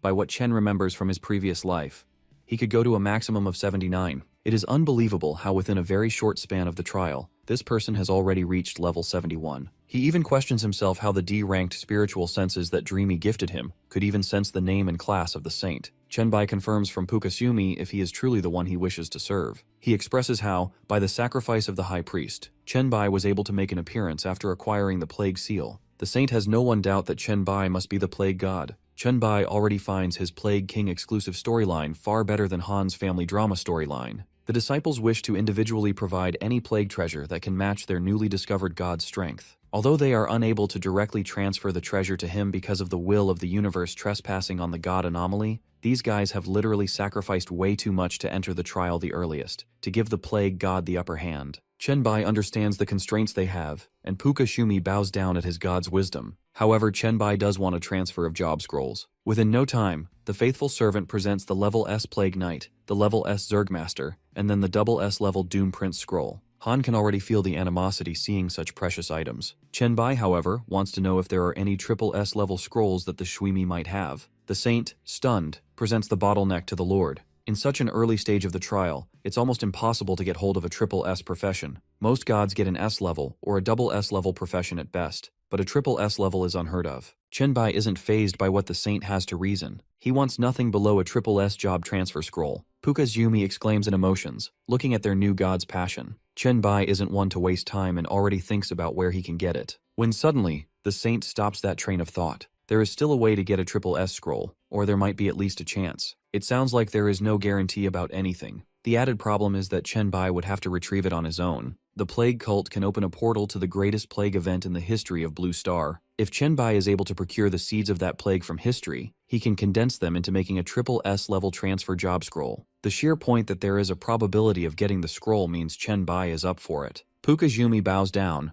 offering his utter devotion to the new god. Suddenly, his chanting turns into screaming as he transforms into something very large. The notification window already asks Chenbai whether he would like to enter the exclusive secret dungeon of the Howling of 80 million souls. What's surprising is that the timing of the dungeon entrance is within 3 minutes. Chenbai definitely doesn't want to take Han on what would be a suicide mission. The expression on Han's half-masked face tells the story of how wise Chenbai's speculations are. A top-of-the-line boss just sacrificed his life to open this dungeon, and he wouldn't dare walk into that death trap. Moments later, Han can be seen chatting. Some of the others on the Pioneer chat group, Chat 001, are occupied, and so need Chenbai and Han to lend them a hand. However, Chenbai obviously doesn't have the time, so they resort to frustration in fun threats. Han has to explain the entire matter to them, summarizing it for these other guys. The others understand the utter shenanigans their boys have gotten themselves into by the fact that Chenbai's invincible blade attack did nothing to the robed Saint Puka. Those guys talk about how Chenbai is on a very different level of aptitude and demands,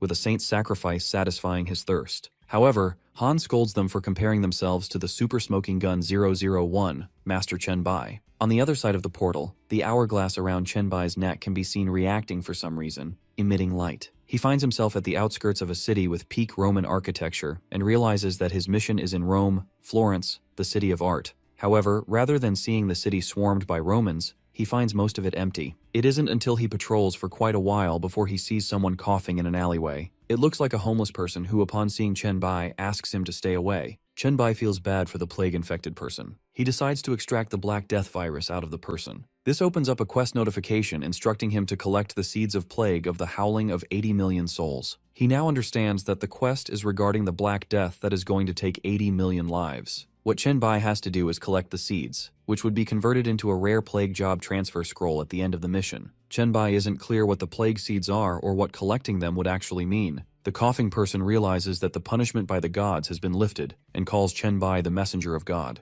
It turns out to be a pretty girl who wishes to become his disciple. Chenbai can use some followers and fame at this point, something he doesn't want to miss out on. He needs someone to inform him about what's been going on. The girl wishes to ask her new master which god's messenger he is. However, Chenbai is the plague god himself. He asks the girl to be his messenger instead, and wants her to spread the word that he can cure the plague in the Lord's Square if they wish to meet him there. We see this girl running across the streets and alleyways, exclaiming that the god of plague at the Lord's Square is there to cure the plague. Though the residents figure out it's Elena, and seeing her healthy while walking outside makes those affected by the plague hopeful. Meanwhile, others think she has lost her mind due to the Black Death's effect. She exclaims how her father, Henry the Merchant, gave up all his belongings to the church, and still, his family died. She wants everybody to see that she is healed. She hears a faint voice from one of the houses questioning if she is actually telling the truth. In her defense, she has been announcing her throat out without even a single cough, which in itself should be proof of her getting healed. She reassures everyone that this isn't about donations or sacrifice, and people start coming out, checking her temperature to make sure. The expression on their faces speaks for itself. Soon, we see our hero wearing what seems to be a rooster mask,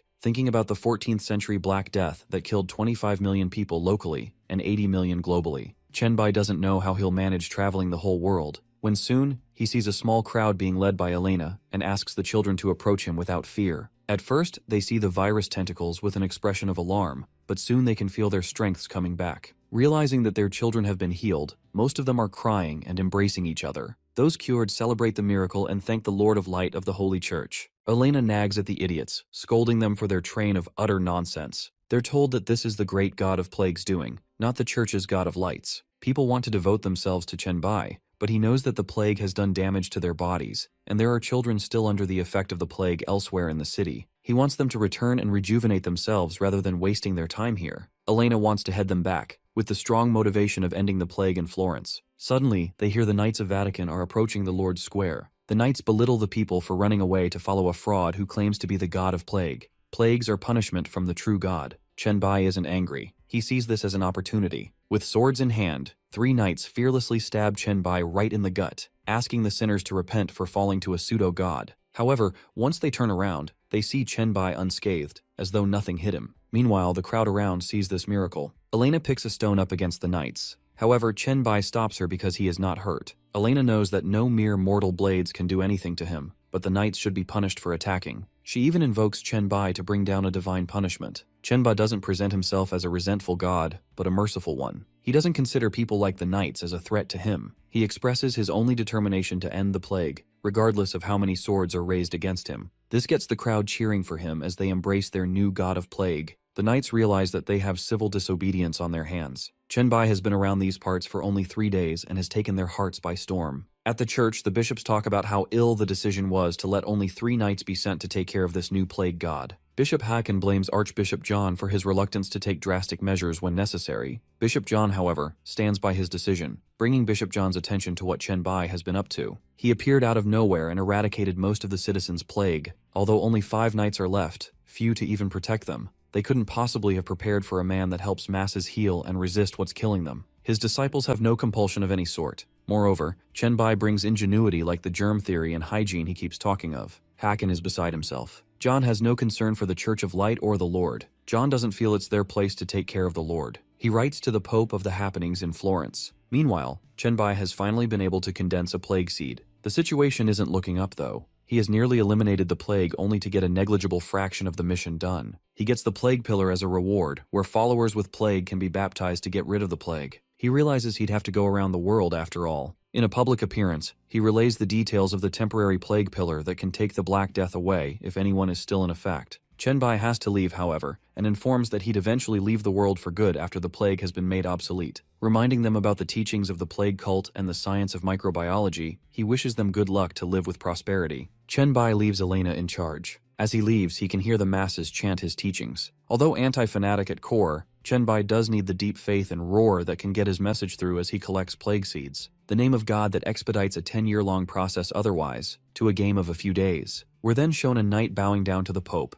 being told about the failure of the expeditions. Consequently, the plague has emerged at the hand of demons. The Pope tells Master of the Templar Knight, Sorum, about a pagan who came from Florence claiming he can eradicate the plague. Sorum predicts it to be a scam, but is dumbfounded to hear that the new pagan god was successful in doing so. The Pope, however, believes Chenbai is a demon. That is how demons operate. They first create the problem and then show that they can solve it to lead people astray and stop them from ascending to the heavens. Sorum is visibly outraged. The Pope gives him a special spear that he can use to slay the demon for the sake of the Church and for the sake of the Lord. As he has made his way into Vatican City, the Pope has somehow managed to get Chenbai to the square. Meanwhile, we skip back to where Chenbai is being welcomed by a little boy who claims he has heard tales of the eradicator of the plague and wants to tell everybody of his arrival. It's really weird, ironic even, since his tales have taken flight, other churches and cities have been either blocking him or shunning him altogether. Meanwhile, the base camp of all churches is somehow welcoming him with open arms by sending someone who doesn't even have the plague. He understands what they want to do. They want to kill him. Them trying to take him head-on is exactly what Chenbai needs to resolve problems at the Vatican. Crowds begin to gather with murmurs about the Vatican to judge a demon creature that can treat the plague, while others are skeptical of how and why a plague remover can be judged, etc. Soon we see Sorum with the Spear of Longinus, announcing to Chenbai that the Lord God has decreed the Pope to have him killed. Chenbai recognizes their adversary's dressing and understands who he's up against. Chenbai is ready to take the stage by storm. He announces that he's a plague eradicator, and those who dare to say that the Lord God has decreed for him to be killed are doing a disservice. The Pope announces how he is a demon from the abyss, using his sinister ways to take people astray. Speculations within the crowd arise, questioning if the plague remover is genuine, and if so, shouldn't those infected be cured first? The Pope senses this and condemns Chen Bai on the top of his lungs. If he'd remove the plagues only, God would have mercy on him. However, the Pope follows it up with accusations that Chen Bai's true intentions are to bewitch souls amidst treatment so they might fall to hell. Sorum has visible disgust for Chen Bai and charges at him viciously to attack him with the spear. However, it only takes Chen Bai's index finger to stop it, and he announces Sorum is tainting himself using the spear that has already taken the Son of God to shed even more blood. Chen Bai then uses the Pope's logic against him. His logic is that those who stop the plague from being eradicated are true demons, with the Pope being one. Chen Bai has a plan. He quickly charges to attack the Pope, leaving everybody dumbfounded by what he's done. However, Chen Bai stands on top of the Pope, asking him to show his true self. By the time there could be an uproar from the fans of the Pope, he has already turned into a zombie-like demon. It is just how Chen Bai had planned. The demon essence from earlier took quick effect to transform the Pope into a demon. Chen Bai basically mixed the demon blood and the zombie essence as a precautionary measure to take advantage of the situation presented to him on a silver platter. The masses are horrified. Soon the Pope demon throws fire at Chen Bai to punish him. The picture is so vivid. The Pope has horns, can throw fire, looks demonic. He must be the devil himself. Perhaps the most distorted is Sorum. Chen Bai realizes that the Pope's body cannot take the demon genetics and invokes divine punishment in a spectacular fashion, condemning those who want to stop him from preventing the destruction and freeing those suffering from the plagues. Suddenly the Pope demon coughs blood. Before long he explodes. Sorum is on his knees, repenting for being blinded by the Pope demon. Chen Bai tells him that God will not punish humans, and all he's come to do is take the plague away, so there is no vengeance. He's free. With just that minimal effort, the church goes into decline, and the plague cult rises. This evens out the difficulties of entering plague-infested areas, as everybody wants Chen Bai to eradicate their plagues. We see Chen Bai traveling through Africa, Asia, and even Oceania, walking into different cultures, ethnicities, and races continuously for 1.5 years. Clearing up a hell-like dungeon in one day is easy peasy, but to spend almost 2 years of your life until the plague pillar has completely absorbed the plague seed is an entirely different story. It's time for Chen Bai to return home. A notification window asks whether he wants to collect all the plague seeds from the pillar. The people look on in admiration, bidding farewell to their god. The now High Priest Elena, being at the top of the line, has tears that trinkle in farewell. The common belief among the followers is that Chen Bai is returning to the realm of the gods. As he departs, they reflect on what the plague cult truly stands for. They are not worshippers of catastrophe or doom, nor do they embrace corruption or death. The plague isn't their god, but their teacher. Their belief centers on spreading happiness across the earth. Their aim is the harmony and health of people, which is why understanding the plague is essential, so it never harms them again. They vow to remain vigilant, resisting, and promise their god they will one day wield it as a weapon against the demons that terrorize them. As Chen Bai prepares to leave, he hears them affirm that all things destined to perish are, in truth, immortal, Chen Bai's primary slogan. A notification confirming the mission's completion soon appears. He has now received the life and death job change scroll. With the dungeon cleared, Chen Bai looks at the scroll not sure if it's an ability or something different. Leto's mission required viewing 2 SSS scrolls, not just 2 SSS professions. Upon exiting, Chen Bai is welcomed with the news that his factory mission has failed. It seems Puka was not the actual source he was meant to find.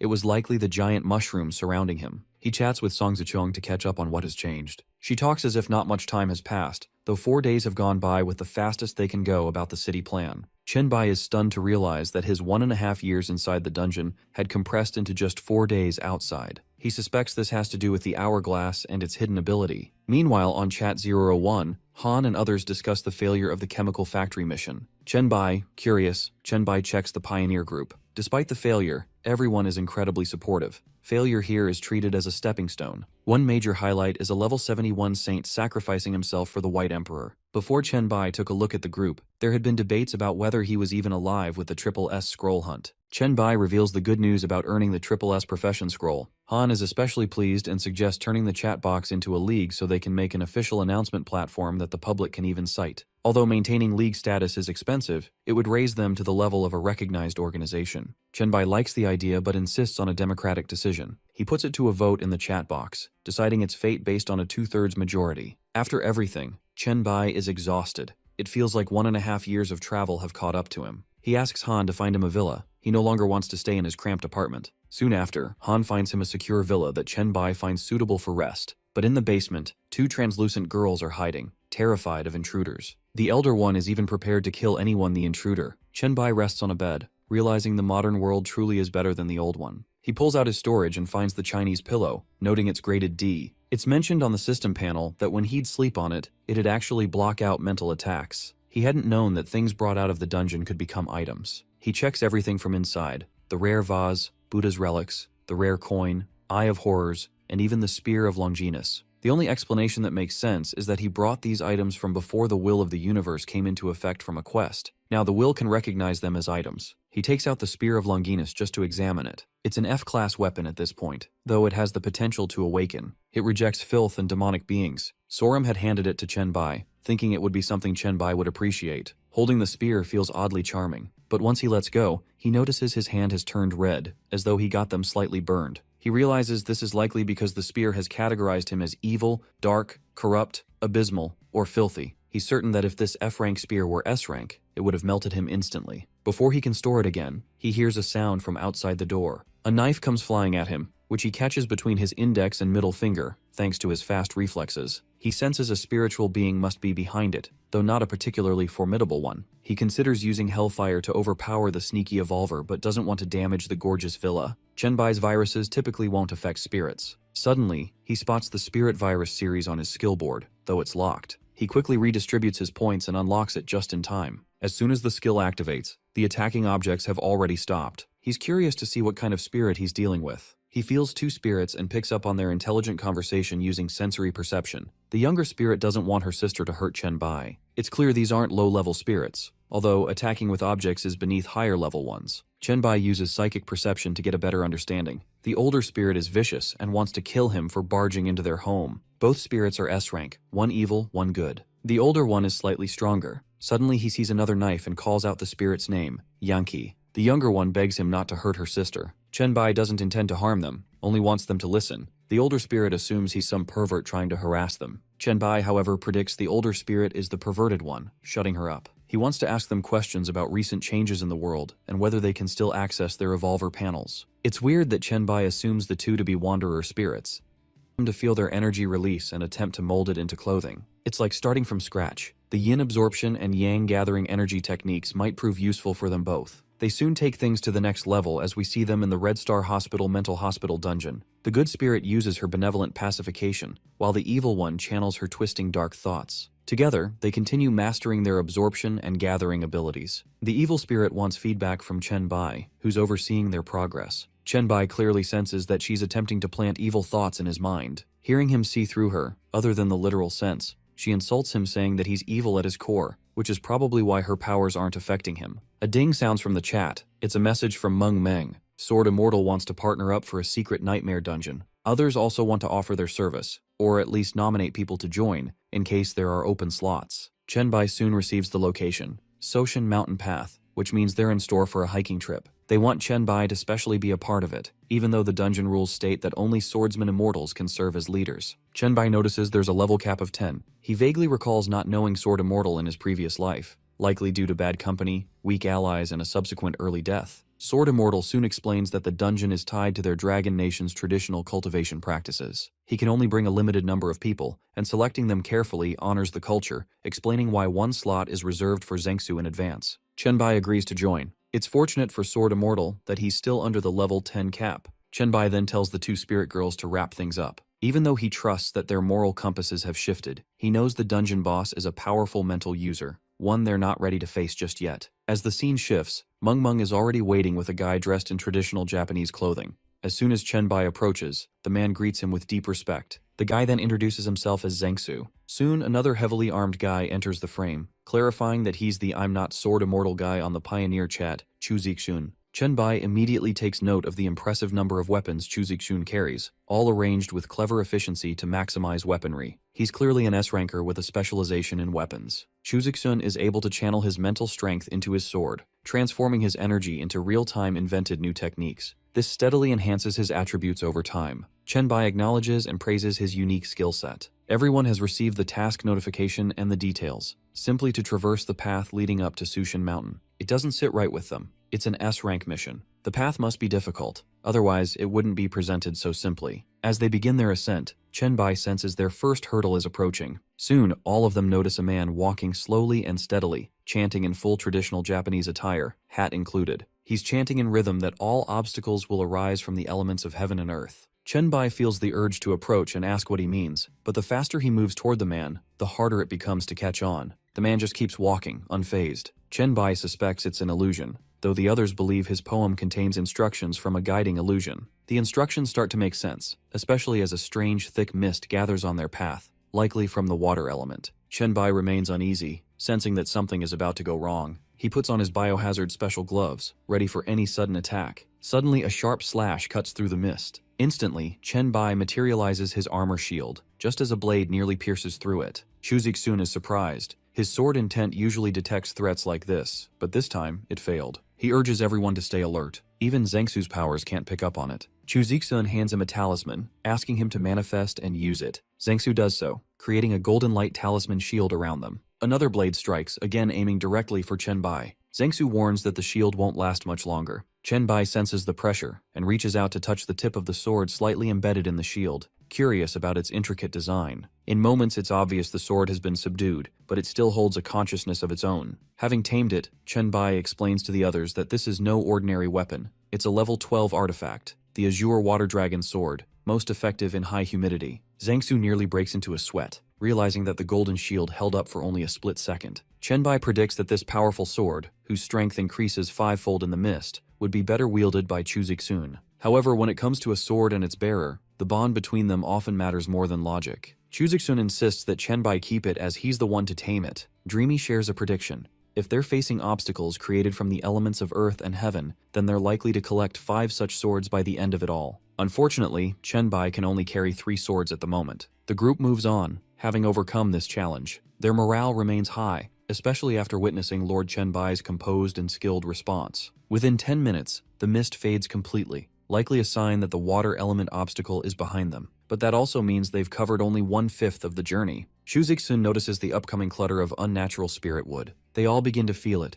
Each tree fiber and every blade of grass carries a hostile presence. This next challenge looks like it won't be handled by one person alone. It seems to require a collective effort. Chu Zixun and Zhengsu discuss how this mission is likely filled with monsters hidden in the grass. They focus on the lyrics of the poem by the old geezer, using it to pick up hints about what they'll face. The mention of a woodcutter creeps Chu Zixun out, but their strategic dialogue is cut short. Before they can fully grasp the situation, it's already resolved. Standing tall atop a heap of chopped wood is Lord White Emperor, Chen Bai. He holds 2 swords in his hands, introducing the second elemental sword, the wood sword, also a level 12 item. The 2 boys have comically humiliated expressions on their faces as Dreamy urges them to keep up. They realize they're too slow to even notice when the action happens, or maybe Chen Bai is simply too fast. In the distance, the old man continues walking, still chanting the poem about the 5 elements being the obstacles. He adds that rocks and paralysis cliffs might break one down to their very core, hunting the next obstacle. Suddenly, they encounter a heavy sandstone, followed by the earth sword emerging with its attack. Zhengsu prepares to manifest his golden shield, but Meng A advises against it, warning that mobility would be severely limited. Instead, she hands out goggles to protect their eyes from the storm while they gradually move forward. After some time, Zhengsu complains that sand keeps blowing directly into their faces, making it nearly impossible to navigate. Meanwhile, Chen Bai has already used his air dash multiple times against the debris and sword attack, blocking so many hazards that he's drained his physical strength. They notice that the real danger comes in the form of powerful blasts of the earth sword following brief vibrations. Their sensory perception is compromised, so Chen Bai instructs the crew to focus on those brief tremors. Zhengsu, exhausted and parched, struggles as sand fills his mouth. Eventually, after another warning tremor, they spot Anticipate the Sword, consistent with the previous attacks. Thanks to Chen Bai's caution, the group deflects it and clears the earth obstacle. They know the earth sword must be nearby. However, Chen Bai realizes that the earth sword won't be compatible with the wood and water swords, which work well together. Since he can wield only 3, he decides not to invest his slot in the earth sword. The old man continues chanting, now warning them about the fire spirit sword, which will scorch them until they're dizzy and unable to walk. Soon, signs of this appear. Zhengsu's mouth goes dry, and Dreamy feels utterly drained under the scorching sun. When they complain to Chen Bai, he remains calm. He knows the fire spirit sword needs fuel, despair, and weakness to strike. It will attack when the team drops its guard.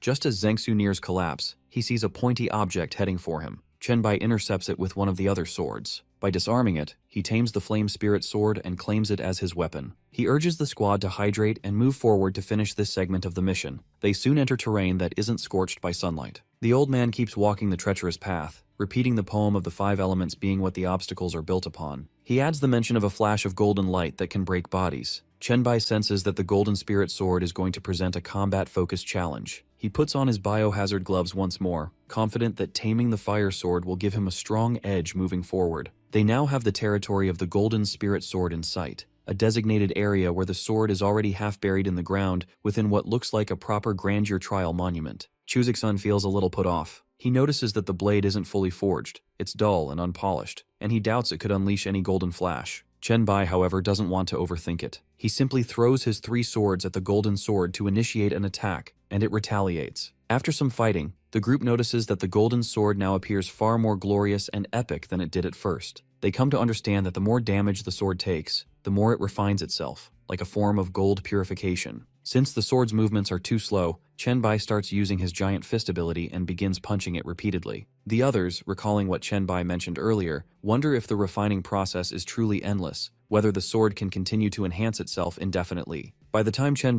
finally claims the sword, it's as thin as a sheet of paper but has immense energy density. He realizes that its stats likely grow in proportion to his stamina depletion, though he still doesn't think the sword has reached its full potential. To test its strength in an unconventional way, he applies continuous pressure until the sword shatters into pieces. In hindsight, despite its appearance and energy, its endurance was disappointingly low. Chen feels relieved that he didn't choose this sword over the others. With that concluded, the old man walks past them, remarking that the path ahead is remorseless. He now warns that if they intend to climb the mountain, they might be stepping onto an endless path, one that stretches on indefinitely. The issue is that those lacking true intention and courage in their hearts will find themselves stuck in a pursuit with no end goal. He poetically advises them not to make the journey, warning that all it might lead them to a hollow quest for worthless immortality. Before anything else can happen, a golden lightning strikes down, but instead of hurting our heroes, it descends something on one of their hands, which is a high-level artifact, a map totem. A treasure chest appears in front of them. Zhangsu realizes that this is Chuzikshun's dungeon, and he is the one who will have to be this courageous to move forth. But for the time being, they want to open the treasure chest that just appeared in front of them,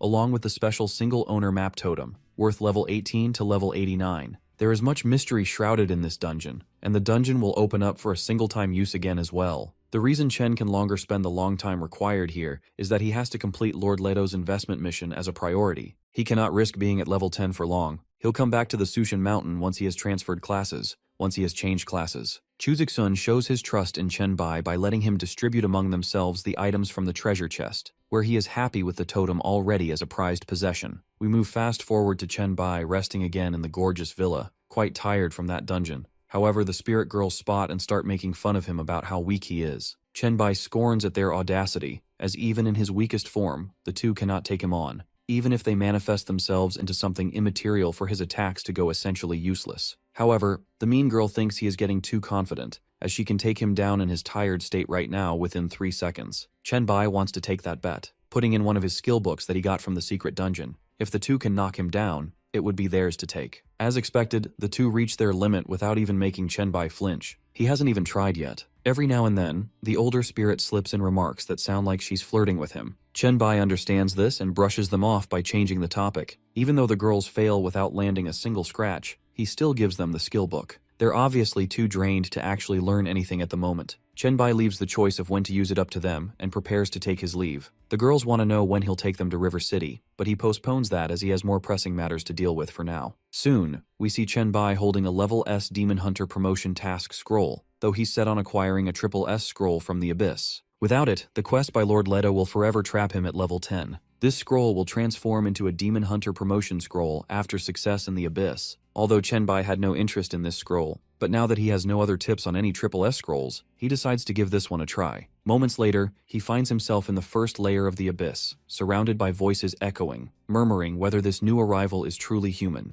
The nearby creatures see Chen the human aka food, and this atmosphere feels all too nostalgic. In his previous life, when he was promoted to Demon Hunter, Chen had taken shelter in this place. It felt like home. Chen now sets his mind to not kill 100 fallen demons and 100 lower-level demons, as that's still secondary. His real aim is the Abyss Well. A swarm of a variety of demon types keeps chasing him, no matter how many he defeats. The inability to focus on his main target is more annoying than it is challenging. His irritation is about to increase tenfold. There's an eruption in the Abyss volcano. All the demons gain power, and demon eggs begin to spew out with the lava, about to hatch. More demons, more irritation. Thousands of enemies falling from the sky isn't quite the thrill ride Chen usually enjoys. Now Chenbai has to be careful. The first layer of the abyss is exactly where he wants to stay. If he gets carried away and ends up killing the required number of monsters in the S-ranked scroll while fighting, he'll be moved to another level of the ordinary mission. Suddenly, a demon speaks to him in the demon language. This is Fergus, a level 16 pure-blooded demon, not typically found at this stage of the abyss. Fergus notes that Chenbai is out of place and refers to him as his dinner. Chenbai thinks Fergus doesn't understand why only the lower-level demons are pursuing him,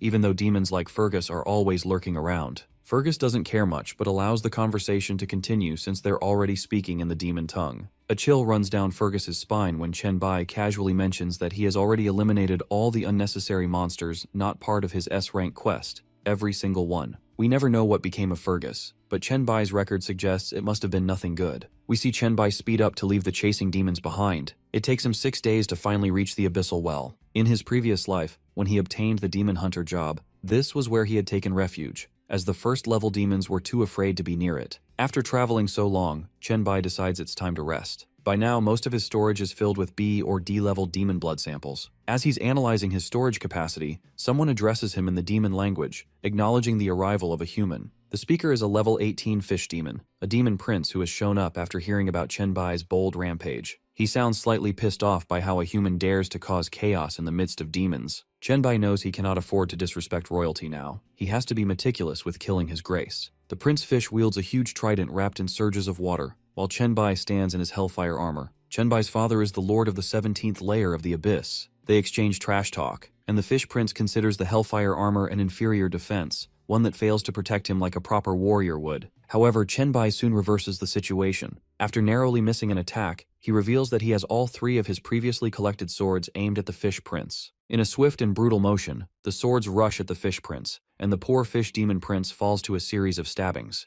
Moments later, a mask from the incinerator dungeon absorbs the demon blood from the fallen prince. Chenbai assesses that the demonic essence in his inventory has now reached tens of thousands. The trident he recovers is classified as a C-class weapon. What catches his interest most is its gift of underwater breathing, a feature he values highly. With the fish prince defeated, Chenbai sets his sights on the Abyssal Well. Nietzsche's familiar words are echoes in his mind. When one stares into the abyss stares back at one. The well begins to evaluate Chenbai's credentials. In his previous life, many 10-level warriors ventured to the Abyssal Well only to retreat, and those who pressed on often never returned. The abyss challenges Chenbai, measuring his bloodline and low level. It continues to chip away at his confidence with relentless scrutiny. Yet, in the end, the abyss deems Chenbai's current state sufficient for entry and promises to reward him with a triple S-grade Abyss Overlord class advancement scroll for completing the mission. Now all he has to do is jump into the pit that scares him with just a glance. Without letting fear get the best of him, he jumps in. He's informed that he'll have to face the level 10 projection of every lord, with each layer granting a choice of rest period ranging from 1 second to 1 hour. The projections of lords will be his only opponents,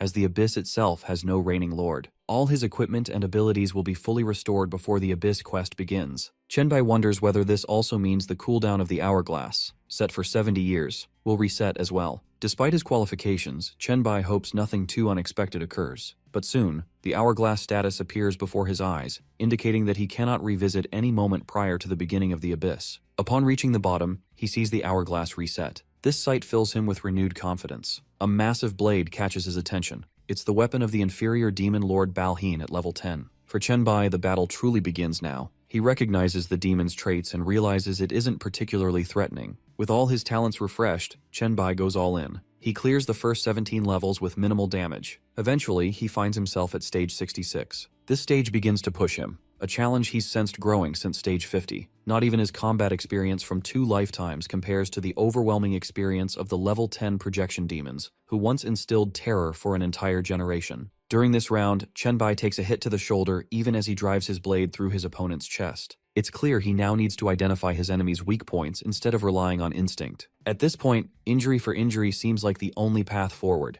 Despite being stabbed straight in the chest, the demon falls back and strikes with its own attack through Chenbai's body. Chenbai is stunned, though he barely has the strength left to feel surprise. The demon mocks him, praising his extraordinary human strength only to ridicule him for possessing an equally foolish nature. It states in demonic tongue that the rules at the bottom of the abyss do not allow it to simply accept defeat. Chenbai, barely holding on, retorts that the demon is overestimating itself while underestimating him. This exchange comes just moments after a notification pops up, confirming that the hourglass has activated, working exactly as intended. It's only because of the demon's arrogance that Chen Bai manages to turn the situation in his favor. After countless grueling stages, he reaches the 100th floor milestone. His final opponent is the projection of a level 10 fallen demon, ironically, the weakest form of demon. Oddly, the demon is nowhere to be seen. Chen Bai doesn't let himself grow overconfident. He doesn't assume the demon is scared of him. The abyss is far too sensitive to rely on such logic. He figures this floor may demand more than brute strength. It may require him to find his opponent first. Just as this thought crosses his mind, his own shadow begins to shapeshift, until the demon leaps from behind and ambushes him. He reaches to access his saved status on the hourglass by reflex, and it flashes a message confirming that trackback.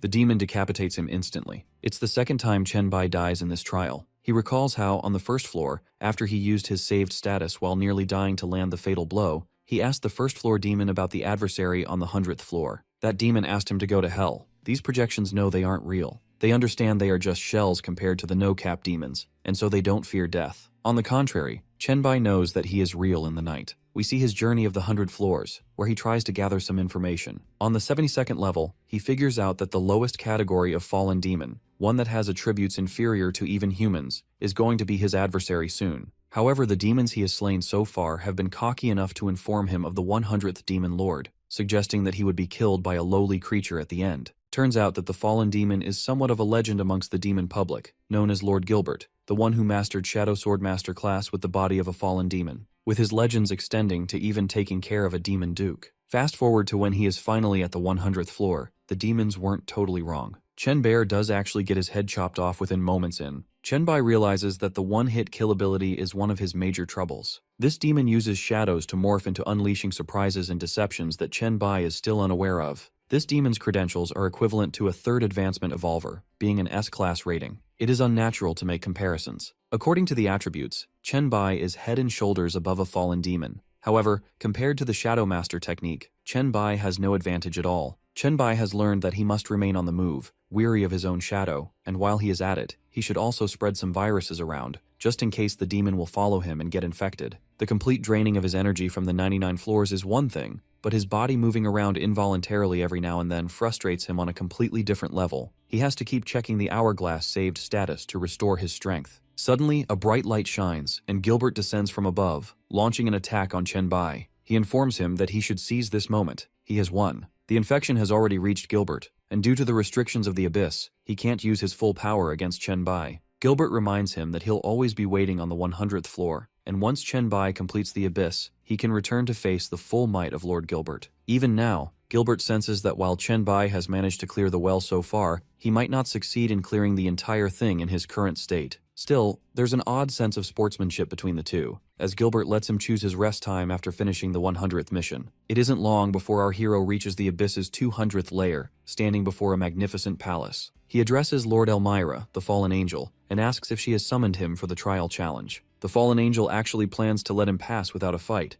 It's too much of a hassle for her. Still, she's curious about the man who has come so far. Given his credentials, she doubts he truly made it to the 200th level. What really catches her interest is that even after facing someone like Gilbert and surviving, the ones who followed weren't exactly jokes either. Chen Bai, now seated, refers to it as a trade secret, something a magician must never reveal to the audience. Elmira isn't trying to rob him of his secret. She's just been unbearably bored, so uninterested in everything that she even invites him in for a glass of wine before allowing him to move forward. Chen Bai doesn't want to turn down a beautiful fallen angel like her. He asks what she wants to know and offers to tell her about any layer she's curious about. After thinking for a while, she brings up the nasty 105th Lord in the swamp level. Chen Bai admits Cerubis was quite the formidable foe. His absorption ability, the fleshy surface that devoured half of him on the first touch, had been a real hassle. Elmira wants to know how he managed to take down such a foul creature. Chen Bai explains it in a way so simple and obvious, it's almost funny. He made Cerubis overeat until he poisoned himself with all the arms and supplies thrown at him. In the end, the demon reduced to a puddle of sludge from his former glory. Chen Bai hadn't been joking about feeding him arms. He literally tore off his own arm again and again, regenerating it each time just to poison the Lord. She then asks about the one who hides in the sea. His first encounter with the creature's grandson, where he went after the trident, was the key moment that shaped that entire battle. She seems both amused and intrigued by his bizarre tactics, and follows up by asking about the girl on the 153rd layer, one who had no loopholes he could exploit. Chen-bai remembers being killed by her 15 times in a row before finally figuring her out. He admits his virus had no effect against her extreme heat. The girl had been genuinely strong. Her lava body and clever use of camouflage had been an absolute nightmare. Every time she got injured, she'd retreat into the lava and heal herself. It had taken him 5 days to find a way to defeat her. The key was to wear down her heat reserves. Still, she remains the most difficult opponent out of the 200 layers. The 186th Lord in the rotting pit may have been just as strong, but Chen-bai waves her off. That one had just been plain out filthy, surrounded by rotting corpses and excitement, and oddly comfortable in all of it. Who cares about her strength? That lady was the definition of the word grotesque. Makes sense why no lord has tried to take over her floor. Elmira expresses that Chen-bai hasn't taken a single sip from the glass in front of him. Of course he wouldn't. He knows it's a product of her mind energy poison. He's certain of it because he has already died once from drinking it. The hourglass continues to be his most reliable, trusty lifeline in the abyss. Eventually, it becomes clear that Elmira does, in fact, want to take him down. But doing so would require more than just mental manipulation. She'd have to stand up and fight. Chen-bai feels a rush of anticipation at the thought of battling someone of her caliber, but Elmira, with an air of indifference, tells him she's far too lazy, which completely deflates his excitement. His face falls with such a disappointment that it's comically hilarious. She may not want to fight, but she does warn him to stay alert. In the layers ahead, he might face 3, no 6, divine title holders, projections designed to drain energy. With that, Chen-bai selects a 1-hour recovery period. He needs the time to figure out how to deal with 6 divine title holders, each one wielding the authority of a rule, without relying on the perks of the hourglass. All Chen-bai can hope is that their authority isn't over-erasing him, as there is no coming back. If erasing is out of the way, he can take on anyone, even gods, as the hourglass will do its trick each time. We hear a voice by Salisbury, the one-eyed demon, congratulating Chen-bai sarcastically. Chen-bai has made it to the 235th level, into the wilderness, and is occupied by an illusion dream. Salisbury is actually really curious about what the boy who traveled through 235 levels could be dreaming about. He sees someone bowing down to Chen-bai as he is sitting on a throne with his harem girls around him.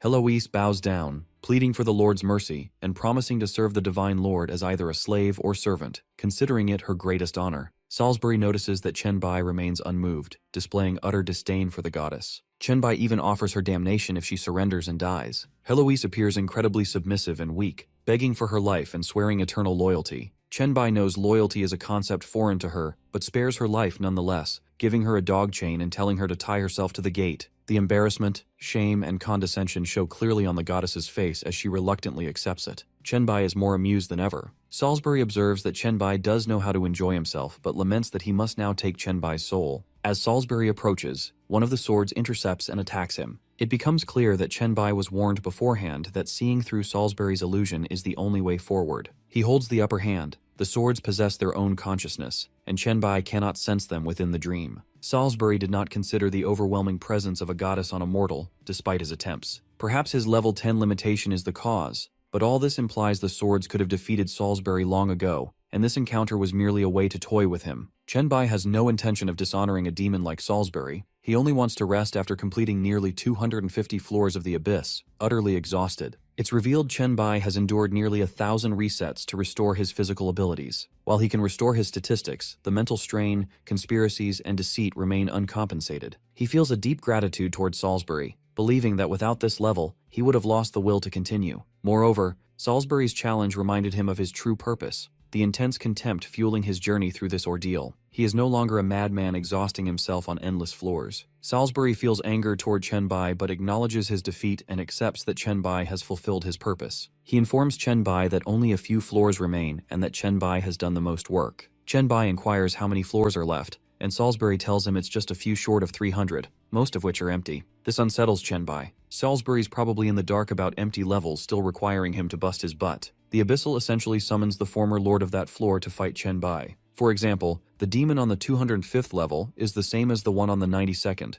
as that smoke demon had previously ruled the 92nd level. Chen-bai has seen 3 such pairs of floors. Chen-bai initially assumes Salisbury is inexperienced, but Salisbury clarifies that he's mentioning only those floors have been utterly reduced to dust and nothingness. Intense battles often cause destruction deep into the levels, which is quite common. Chen Bai expresses gratitude toward Salisbury and promises to visit him for a no-holds-barred battle after the trial concludes. Now rejuvenated, once Chen Bai clears the 235th level and must choose his rest time, he opts for just 1 second of break. After this level, several floors have collapsed, and he skips ahead to the 279th level, bypassing 44 floors. This level holds a special condition: to navigate a maze and find Baphomet, the bull demon lord. Chen Bai recognizes Baphomet as the deity of the Minotaurs, one of the 6 true gods Elmira mentioned. Chen Bai soon finds himself in a blood-carpeted, dimly lit maze. These first 200 floors were tough, but he is in for the real thing now. Chen Bai is informed that intruders within the labyrinth are attacked, so Chen Bai is on his toes. Just as he is thinking about that, he sees a giant man-bull behind him going for a punch. He is able to sense the attack and manifest his forearm shield just in time to intercept the Minotaur's wrath. The Minotaur cannot get past the defenses, and Chen Bai transforms his arm into a blade to take the Minotaur down. Although it seems like it's dead, the body is being taken in by the ground, and before he can lay another punch to make sure he is done with it, the Minotaur has already disappeared. So basically this was a blood clone whom the maze absorbed.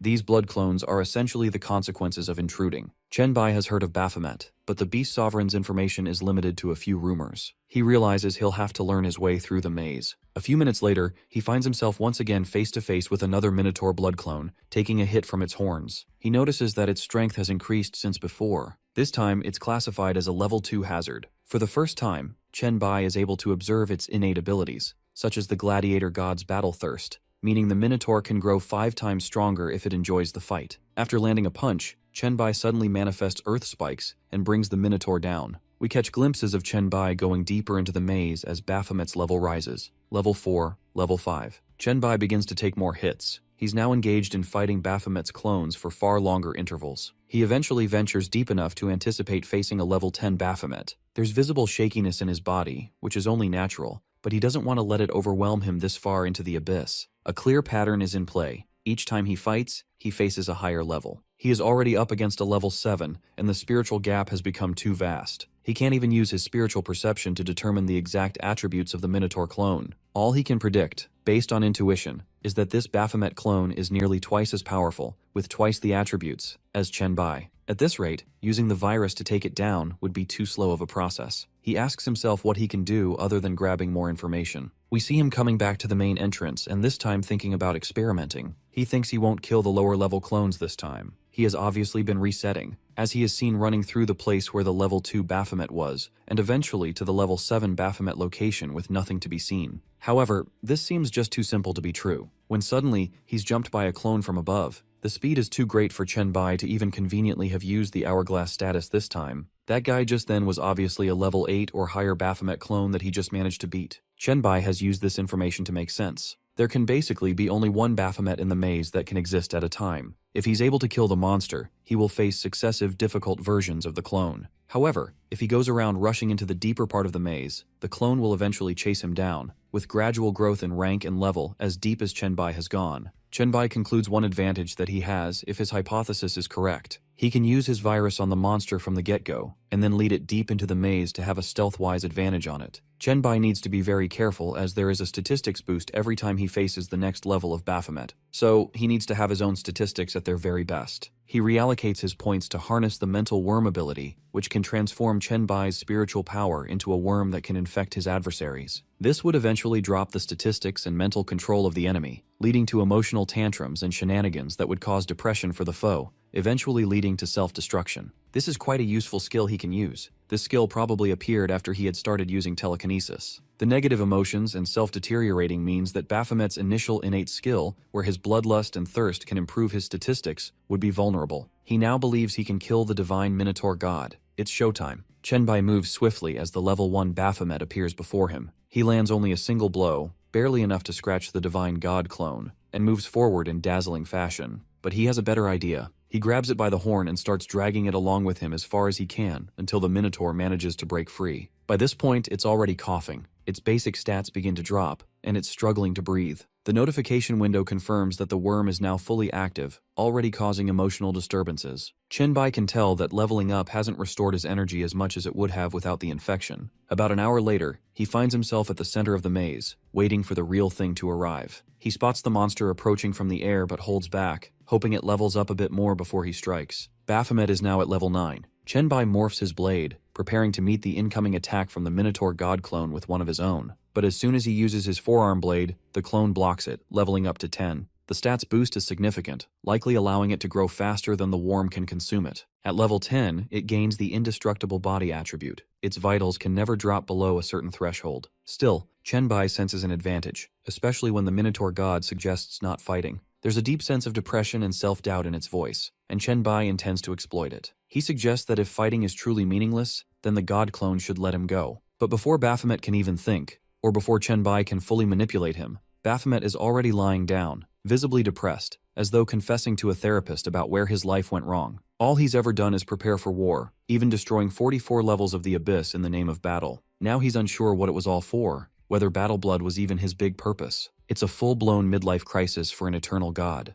Chenbai appears as a helper, even offering to put him out of his misery. But it wouldn't matter. Inside the maze, Baphomet can be reborn endlessly with full strength. The same applies to Chenbai and his retracking ability. Chenbai has to play therapist as doubt seeps through Baphomet's voice, asking whether he's too twisted for him. Chenbai senses that the Minotaur god has lost all grasp on sanity. Chenbai's glad he didn't go through with the consensual suicide. If he had killed the Mentor god, the trial would have reset with a wormless Minotaur, and he would have been eliminated instantly in a crazy rampage. He has brought Baphomet to a place where fighting no longer appeals to him, where he wants Chenbai to walk over him and reflect on the meaninglessness of everything he's done so far, what living truly means. Later, in the resting space, Chenbai rethinks how terrifying Baphomet could have been with the level 10 attribute. But the point is, he has dealt with the first god. Fast forward, he's on level 350 now. He's warned that this is the most spacious floor of the entire Abyss. It holds the fabric of space itself, home to the eyes of the Abyss, which he can spot as swirling black energy and purple light columns connecting them. As the level initiates, Chenbai is thinking about the worm, his mental worm skill, which he's grateful for, having only used his backtrack 3 times since level 279. He waits for the notification panel to reveal the lord of this level. It's the Devourer of Worlds, the Serpent Demon Lord. The condition is to pass the 9-headed trial. Chenbai feels it will be fatal, another god-level opponent. This is the 9-headed devouring serpent god, a figure of legend. One of its heads turns toward him, immediately spotting him. The head, clearly female, compliments his appearance. Chenbai returns the compliment, flattering her with ease. She doesn't want to test him further. He has already passed her trial. Chenbai bows to the goddess. She then goes to awaken the 8th head for its trial. This one turns out to be as lazy as they come, asking him a simple arithmetic question, what's 1 plus 1, resembling the laziness of the fallen angel Elmira. Next comes the aesthetic head, uninterested and disengaged. Before things move forward, number 5 and 6 interrupt, wanting to go first. These are the elemental controller devourers. One rules over water, the other over fire. They're locked in a debate over which is superior, water or fire, and demand that Chenbai resolve the matter. Chenbai must choose so wisely that both heads are happy. Disappointing either means fatal consequences. Poor Chenbai is stuck in a no-win situation. Agreeing or disagreeing with either means death. To top it off, they seem to be very impatient heads of the serpent god, with each of them emphasizing how seemingly simple and logical each of their trials is. In such a case, the one thought that goes through Chenbai's mind is to kill one of them. Number 2 watches on as the two fools have put a mere mortal in a situation where he can simply not take any side. Chenbai decides this is it, going for the kill. As he moves to strike one of them, Chenbai isn't able to connect. However, number 2's point does go through and isn't unheard of by number 5 and number 6. They think that their trials are each totally perfect. 5 soon comes to his senses, realizing that their trial is exactly ensuring that he loses at least one trial. He's in an all-lose situation.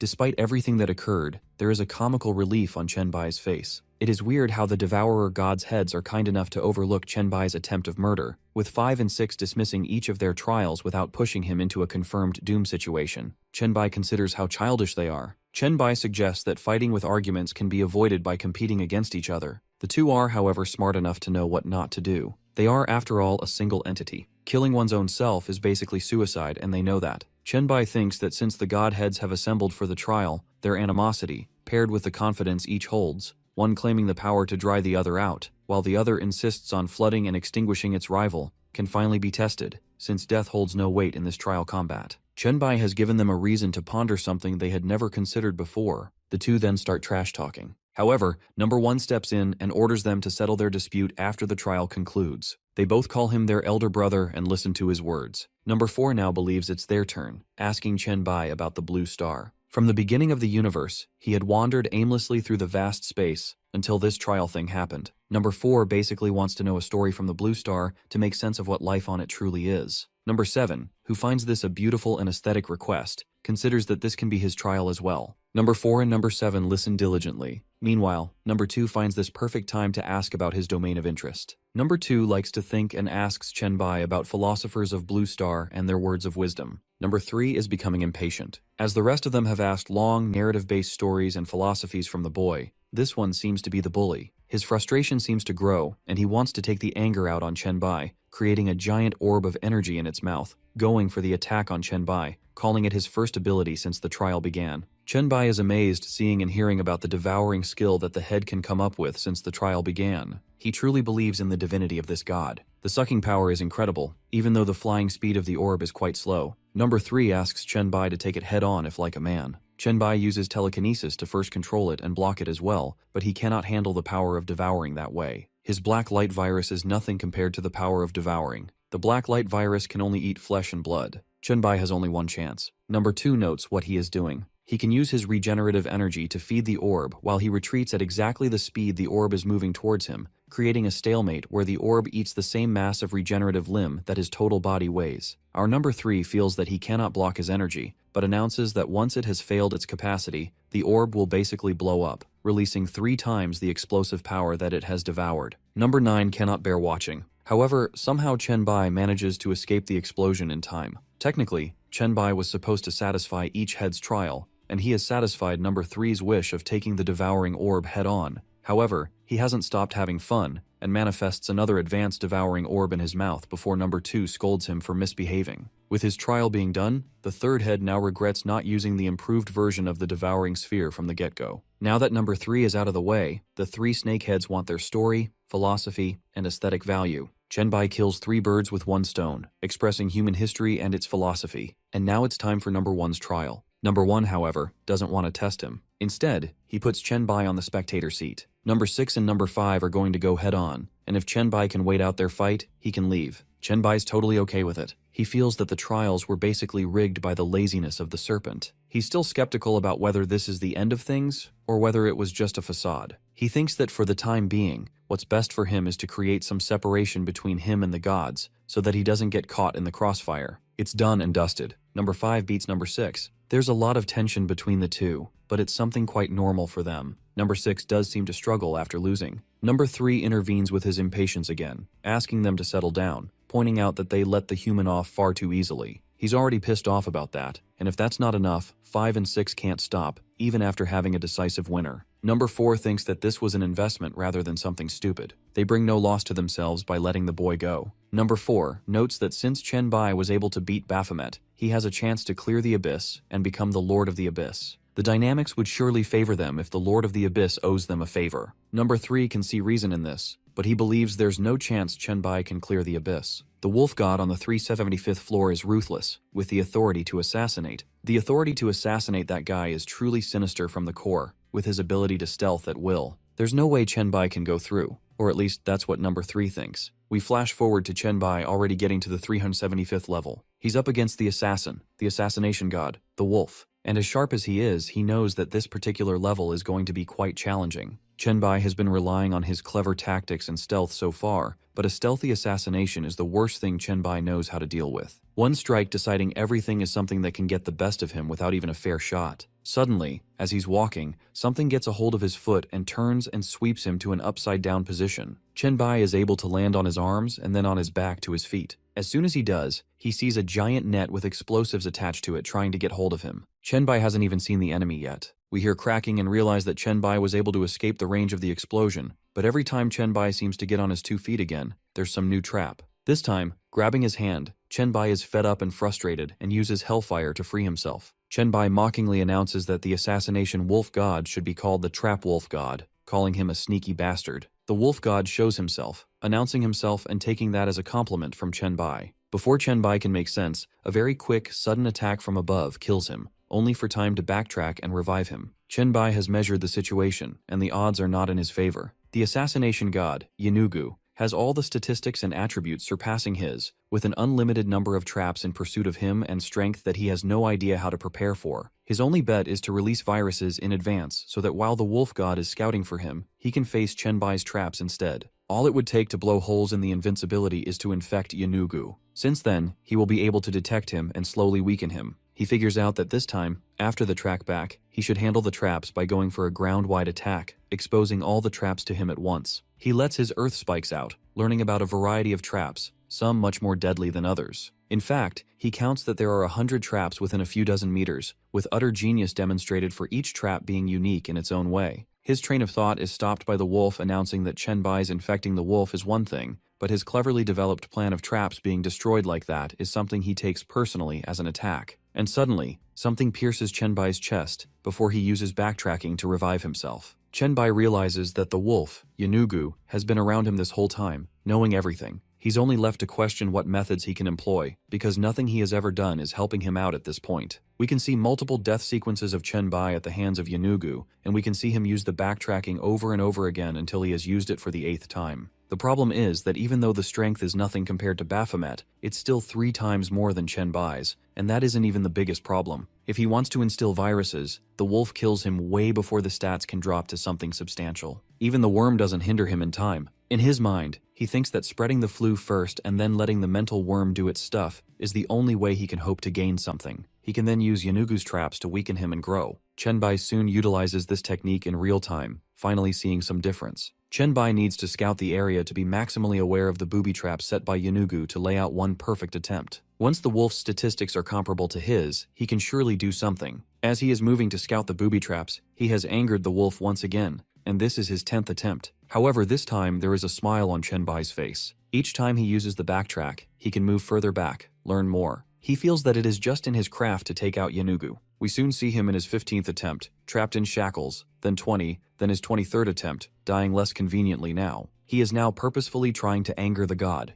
as his hastiness is what's going to cost him. As he is thinking, the wolf is walking through its own traps at quite a high velocity, landing a punch on Chenbai. But Chenbai, even though injured, realizes that his strength is only twice as much as Chenbai's now, a 33% decrease. Seeing this, the wolf has made it a purpose to not care about the traps and walk through them, aiming to kill our hero ASAP. This is proving to be advantageous for Chenbai. Every time the wolf tries to attack in this attempt with time, there is a stalemate point where Chenbai can sense that the wolf's statistics aren't fatal to him anymore. Where the traps have already made Yanugu vulnerable, Chenbai can now retaliate. Among many traps and earth spikes, Chenbai is able to intercept the wolf with one of his arm blades. Finally, after this long conquest to take down the stealth god, Chenbai can finally take a sigh of relief. Yanugu's floor has been cleared. Chenbai is totally psyched about this win. In its final moment, Yanugu's stats were still greater than his, but he wasn't thinking with his mind anymore. Instead, the Wolf Lord was implementing instincts based on bloodlust.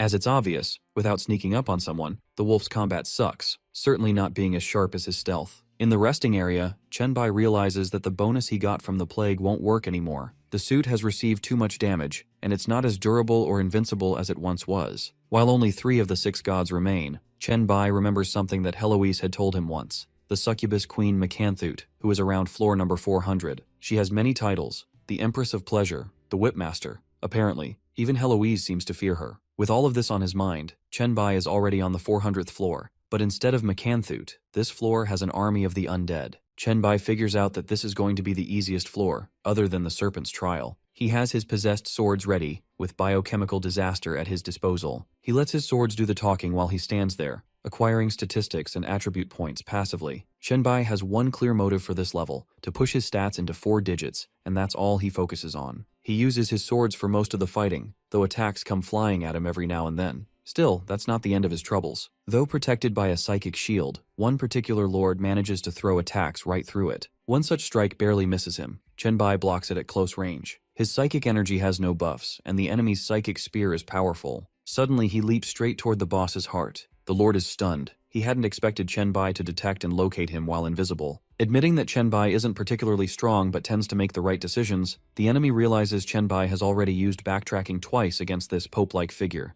And of course, Chenbai makes the right call again, defeating Lord Gaber. He intends to leave, but Gaber expresses a desire to see him once more. Chenbai is warned. Macanthute is waiting for him. Moments later, we find ourselves in a lavish bedroom. This is floor 437, home to the succubus queen of pleasure Mechanthoot. She sits up and greets the walker of the abyss. Chenbai acknowledges her beauty and almost falls for her charms before snapping back to his senses. Mechanthoot enjoys Chenbai's temptation. Seeing Chenbai slip, she invites him closer, claiming there's no point in suppressing one's desires. She guides him not to hold back as his emotions begin to surface. She extends her tongue out, not holding back on the seduction part, and asks Chenbai to kneel and kiss her toes, as she wants to mark him with her whip as her pet thing. She tells him to call her master. It's clear she's turning seduction into a weapon against poor old Chenbai, but she is a goddess here, and there's no straightforward way out of this. Mechanthoot offers to make him her pet, saying well-behaved pets receive extraordinary rewards. Chenbai finds himself nearly unable to refuse. Mechanthoot acknowledges that while all men are the same, Chenbai has resisted her longer than any before him. A flashback takes us to Heloise teaching Chenbai how to control his desires when encountering a succubus. She tells him about the succubus who resides in the abyss. Before inheriting the authority of desire, this succubus once admired a man who went mad with worship once she became the pleasure goddess. His foolish and obsessive behavior disappointed her and humiliated all men in her eyes. As Heloise shares this, Chenbai realizes that the goddess of desire is a true succubus. Heloise, amused, wonders what would happen if she unleashed her full charm on him. She has a habit of testing those she fancies, seducing them fully to see how foolish they become in response. Chenbai, aware of Heloise's belief in him back then, tries to assure her it wouldn't be like that. Heloise, who believes he would never kneel to anyone and would rather stay empty-handed than to beg, hears him say he would gladly kneel for capable people, like her. Now, in the present, Chenbai cringes at the memory and despises his former self. Without hesitation, Chenbai charges directly at the goddess. She uses her infamous whip she has been controlling with her mind to block Chenbai's attack, then restraining him, binding his limbs tightly with the whip.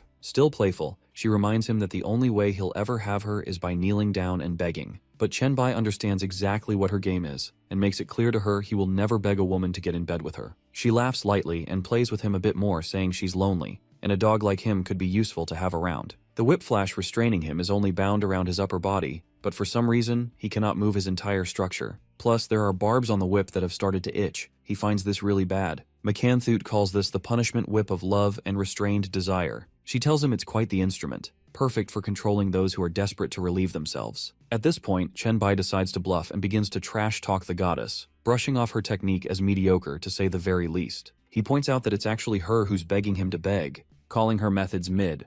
He insults her to level up or move aside. Mechanthoot understands what's wrong. The boy hasn't fallen fully under her seduction because she hasn't actively cast her charm on him yet. Chenbai continues trash-talking her as she slowly moves closer and suddenly kisses him, her method of ceremonious seduction of casting the charm. Chenbai's eyes turn pale, reality begins to blur, and he finds himself drifting into another plane of consciousness. He can hear himself confess that if he were to truly face Mechanthoot, he might never resist her overwhelming control and authority. Suddenly, Heloise appears before him, straight from one of their past conversations. He recalls her words, that the voice of reason doesn't always need to win. Sometimes, knowing when to pull out is reason enough to let oneself relax. Whatever that slimy traitor meant is the crap of her own mind, but this memory reignites something in Chenbai. He reminds himself that the virus's reproductive urge is ultimately the strongest. Without warning, he manifests his blacklight virus armor, shatters the whip, and pushes Mechanthoot away. For the first time, Mechanthoot is visibly seen baffled and angry. She doesn't understand what went wrong. She commands the power of desire.